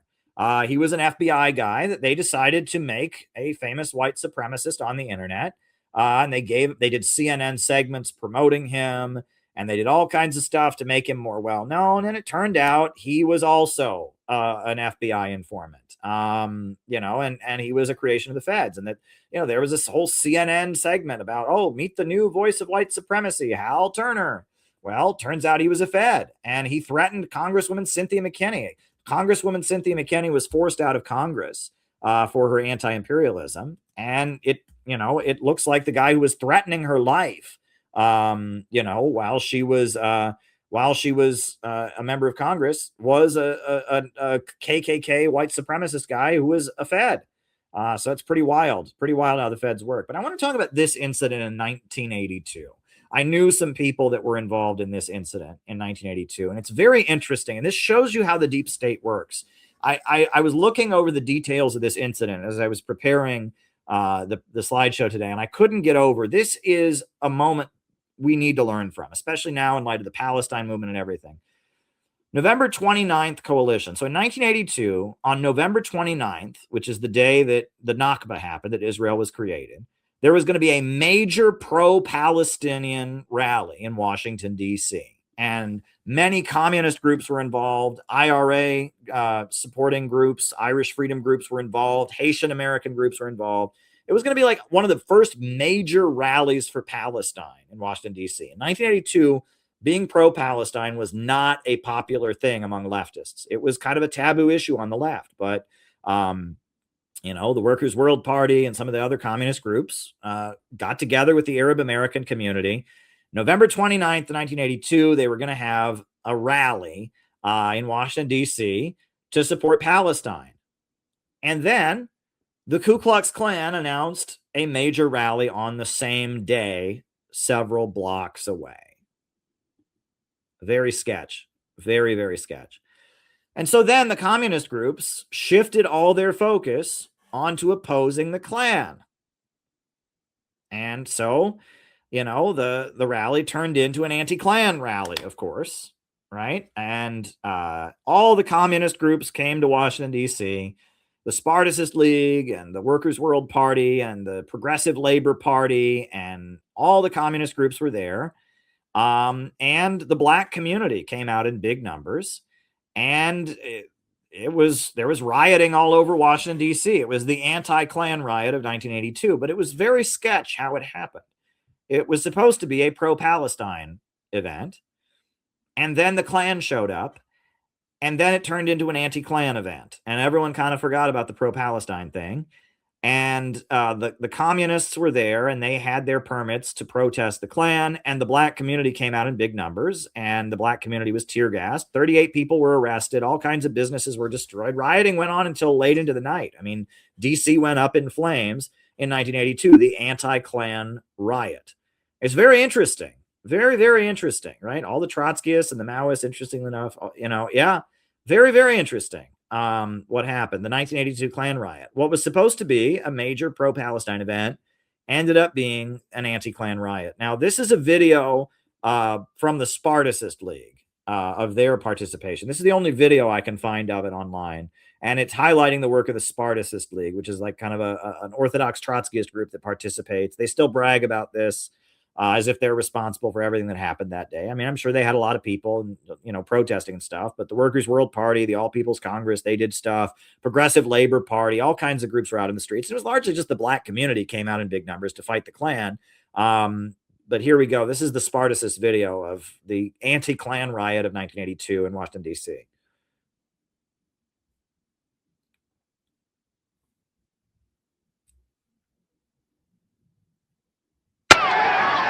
I want to trend right now. One that expresses exactly what we have to do to stop them. Smash the Nazis, smash the Klan, only workers' defense guards can.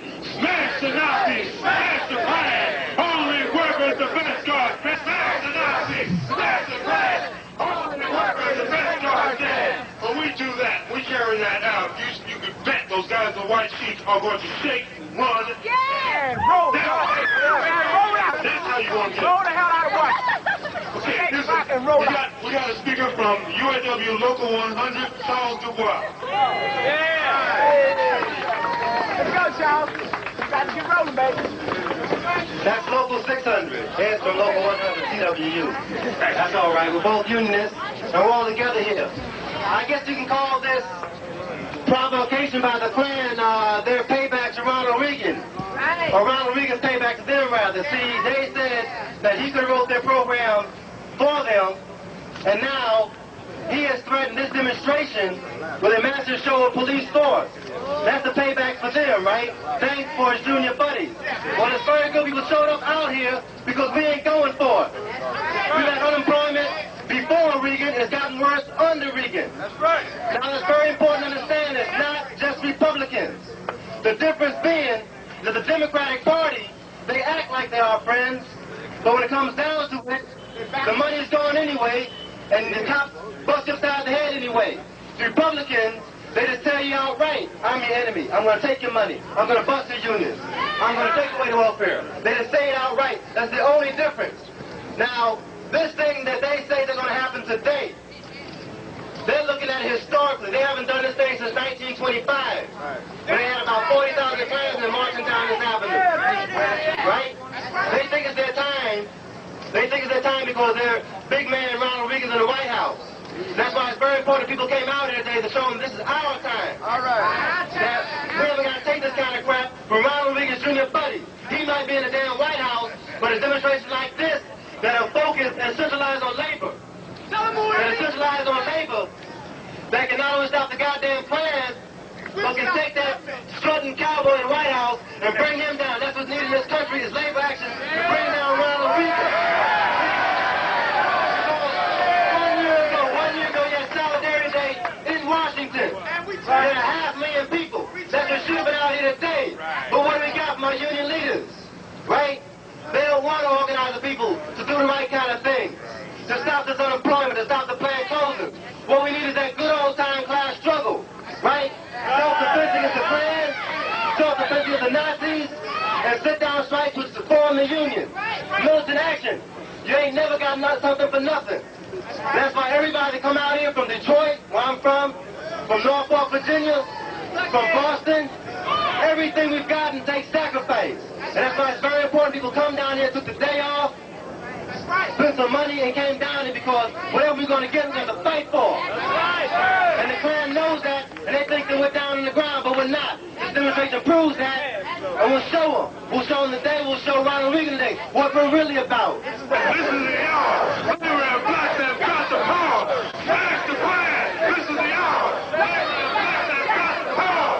Smash the Klan. This is the hour. Labor and blacks have got the power. Smash the Klan. This is the hour. Labor and blacks have got the power. Smash the Klan. This is the hour. Labor and blacks have got the power. Smash the Klan. This is the hour. Labor and blacks have got the power. Smash the Klan. This is the hour. Labor and blacks have got the power. All right. Let them know that we don't want them here.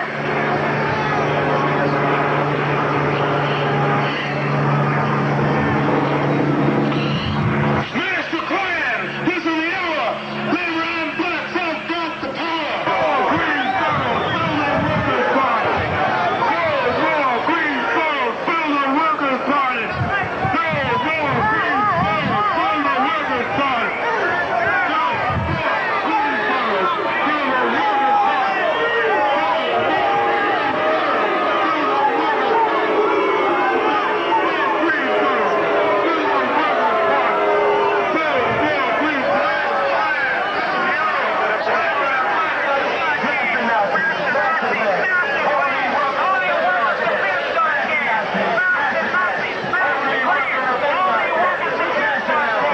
build a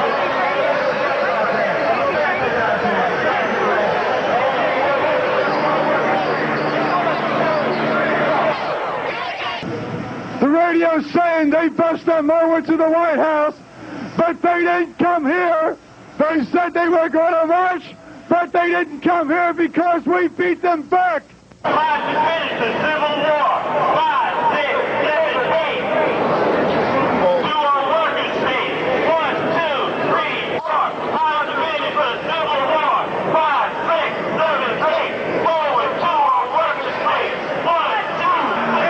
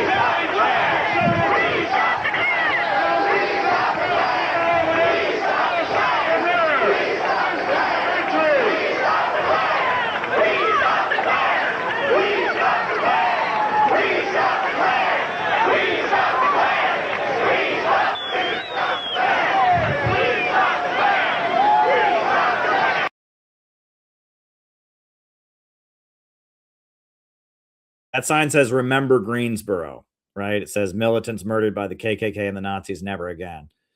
Just FYI, we just talked about the Greensboro massacre.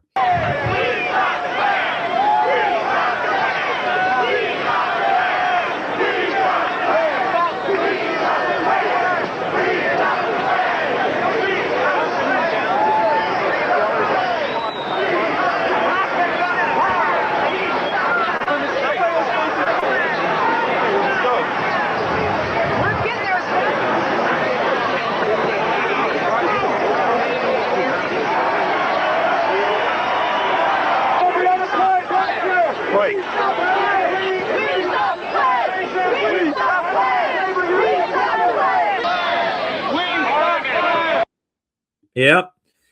That was 1982, and that's the anti-Klan riot of 1982. And basically, the leftist rallies then facilitated the black community fighting the Klan and the police.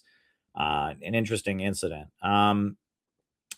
In the 80s and the 90s, Klan provocations became like regular activities in major cities. Every few years in a major city, the KKK would get a permit, and they would come, and it was usually like in a black neighborhood or someplace that was very provocative, at the Holocaust Museum, in front of a synagogue or something. And they would come and announce that they're going to have their rally. And then all the politicians would get on TV and say, oh, in America, we believe in free speech. Even the KKK can do their thing. All the communist groups would come out to oppose them. And an army of police would surround them. And the Klan would put on their silly costumes. Sometimes it was Nazis, sometimes it was Klan. And they would put on a show. And it was just kind of a media gimmick. And it was kind of a weird psyop of kind of that late Cold War normal that I talk about, of like, part of America was we have mainstream politicians, and then every so often the Klan has a rally that is widely publicized, and then all the communists come out and protest against the Klan. And I don't know, it was just a weird like psychological operation or something. It was just a very bizarre thing that happened throughout the 80s and 90s. I remember when I was a kid in Cleveland, I remember this happened. And they, it was like for weeks, the news was the Grand Wizard of the Ku Klux Klan is going to have a rally. And oh my God, what are we going to do? And the city of Cleveland bought a tank just for the rally, just to prevent violence from the Klan being there. And, and all the mainstream Democrats said, stay home, don't protest. And all the leftists went there decked out, ready to fight the Klan, and ended up fighting with the police, not the Klan. And the whole thing was, and one aspect of that thing that many people have talked about that is a weird aspect of, and this happened in every city, Pittsburgh, Buffalo, New York, Chicago, Detroit, is every so often you'd have a Klan rally with 1 million cops around them. And, the media would be there and they would cover the leftists kind of fighting with the police. And they would cover the Klan, and there'd be like 5 Klansmen. There wouldn't be that many of them. What they didn't show was there was a layer of people who came to watch the Klan. And that was, I think, more important. And that was one thing that, I was at some of these rallies even back in the day. And especially I talked to older leftists who've been doing this. They said, you'd have the Klan cage where the Klansmen would be in their crazy costumes. And then you would have the leftists that would be countering them, right? And then there'd be this other cage where there'd be cops, prosecutors, kind of wealthier people, important, like well-connected people. Anybody couldn't just go to this other cage. And it would be prosecutors, criminal prosecutors, police officers, and others that would sit there and watch the Klan. And they didn't agree with the Klan, but they thought the Klan were funny and they hated black people. And I guess that becomes apparent. I did police brutality solidarity work in Cleveland. There's a layer of people that work in the courts, and Black Lives Matter, before Black Lives Matter, was a national issue. There's a layer of, cops, police officers, prosecutors, and maybe things have changed. I don't know. But in these days, in a lot of like mostly black cities, you had cops, prosecutors, judges who hated black people. And they thought the Klan were funny, and they thought the Klan were stupid hillbillies and fools. But they also kind of appreciated hearing someone say racist stuff. And that's an aspect of that kind of 1990s, the Klan is coming to downtown, that we don't often hear about. It gets overlooked in the media. You had a layer of like Klan fans, and that what the Klan did at those rallies, that's the other thing, is that the Klan was not there giving like eloquent speeches about their ideology. The Klan were almost stand-up comedians. There'd be 5 of them there in their hoods, and they'd be using racial slurs. They'd be telling offensive racial jokes. And it's kind of like that phenomenon where it's like people like Trump because he says he tells it like it is, like he says what they won't say. It was kind of like that. There was a layer of like prominent white people, who thought the Klan was entertaining, and appreciated the Klan being racist and offensive, and they didn't respect the Klan. They didn't think that the Klan guys were good people. They didn't think that they would never invite them over to their houses or anything like that. They thought the Klan were stupid fools, but they were like having fun at their expense, kind of. And also they liked the racism. They were kind of happy that someone was saying racist stuff. And that is a very, very odd aspect of American politics in the 80s and 90s. Was you had these kind of, in addition, you had this kind of psyop that went on in downtown America. But the other thing that happened during these years, there's 2 other developments that happened in relation to the Klan. One was you had the Southern Poverty Law Center that came into existence, and they were just a huge nonprofit that made money suing the Klan, and taking the Klan to court and tracking the Klan. And, they started out that way. But I noticed, I got the Southern Poverty Law Center's emails. I noticed that around the time Obama got in, they started losing their minds. And it got up to the point they started attacking. They attacked Max Blumenthal. They ran smear pieces. Luckily, they've never gone after me by name, thank God. But they published stuff by Alex Reed Ross, the Mossad operative, the DSA guy who has attacked me. And they just they really quickly deteriorated. They started off as a group that sued the Klan, for their links to hate groups, etc. But it got to the point that they just kind of started going after Republicans. I wrote an article, I remember, because I remember they sent an email out, and it was the top right-wing lies. One of them was FEMA camps.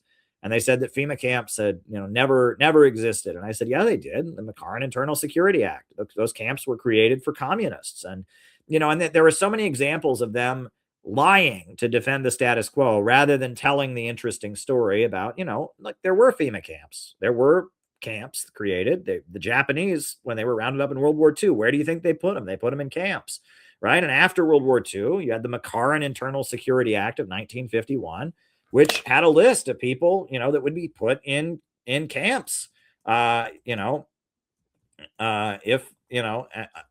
Internal Security Act of 1950, was to put Americans in camps, but it was communists. It wasn't Alex Jones fans. It wasn't gun owners. It was communists, right? That they were going to put in camps, right? And it was a real law. Why did the Southern Poverty Law Center not tell what the McCarran, and Alex Jones would be on his show talking about the McCarran Internal Security Act? Well, why did Southern Poverty Law Center not tell people about this law? If you want to debunk Alex Jones, say, yeah, this law exists and the target is communists. But they didn't do that. They said no such law ever existed. Well, all anyone has to do is go look up that this law existed. It actually did. So in a way, you're kind of helping, these far right people you don't like. And I would get their emails, and it just seemed like more and more they were just going after mainstream conservatives, and they were defending the status quo and not teaching anybody anything. They were just pandering. And so now the Southern Poverty Law Center has been indicted, and it appears they were paying Klansmen. That's what they're charged with, paying the Klan, because they needed publicity, and that, Charlottesville and all of that is part of the anti-Trump propaganda. And basically what's alleged is that the Southern Poverty Law Center, which is supposed to be fighting the Klan, was basically subsidizing and funding Klan activity in order to create a narrative against Donald Trump. And that's so sad and pathetic. I remember during these years, Antifa existed, but it wasn't, they only went after the Klan. They only went after Nazis. But now Antifa is a household word, and Antifa has gone after me and protested events that I did in Minneapolis. And Antifa goes after all kinds of people. It goes after anybody. I mean, it's been created as this entity that just kind of defends the liberal order and criticizes people who want peace with Russia. So we're in a strange time. The other thing, and this is kind of funny, and I don't hear this as much anymore. You still hear this from people like Dinesh D'Souza and others. the neocon line, the neoconservative line, which in a way it makes sense from a neocon perspective, is the Klan are liberals. Why? How are they liberals? Right? They believe in racial hierarchies. They're opposed to interracial marriage. They think there's a communist Jewish conspiracy. How are they liberals? Well, they're liberals because they're against the status quo. And they're against the status quo, and they're Democrats. Right. And I mean, and Dinesh D'Souza writes whole books about, well, the Democrats are racist because they are Marxists. And just like Hitler was a Marxist, he was a National Socialist, and it's like it's like the dumbest thing. If you know anything about politics, the Klan are not liberals, but they're not neocon Republicans. So they must therefore be Democrats. And in a way, like there's that neocon thing. They equate all populism, all mass movements are the same. Right. And the Klan, they were a mass movement and they are against the status quo, against the government. So they can't be good conservatives. They must be on the left. Right. And it gets kind of silly. The other thing about David Duke. So David Duke, he was in the California state, Senate, and all of this, after 9/11, he was briefly imprisoned. After 9/11, he was briefly imprisoned for mail fraud. And I think that was simply because of ties to Iran. And that's wrong. I mean, it's like you want to jail David Duke, jail him for being a racist, jail him for, being, a white supremacist, jail him for things the Klan did. But it seems like after 9/11, they went after him, and the mail fraud charge was bogus. And whenever they bring it up, he says, yeah, it's bogus. And it was, mail fraud is one of those charges. That's what they got Marcus Garvey for as well. And it's just mail fraud. If you send mass mailers out and there's like one thing in your mass mailer that's not true or debatable, they can get you for it or something. The other thing is, after he got out of prison, he went to Ukraine.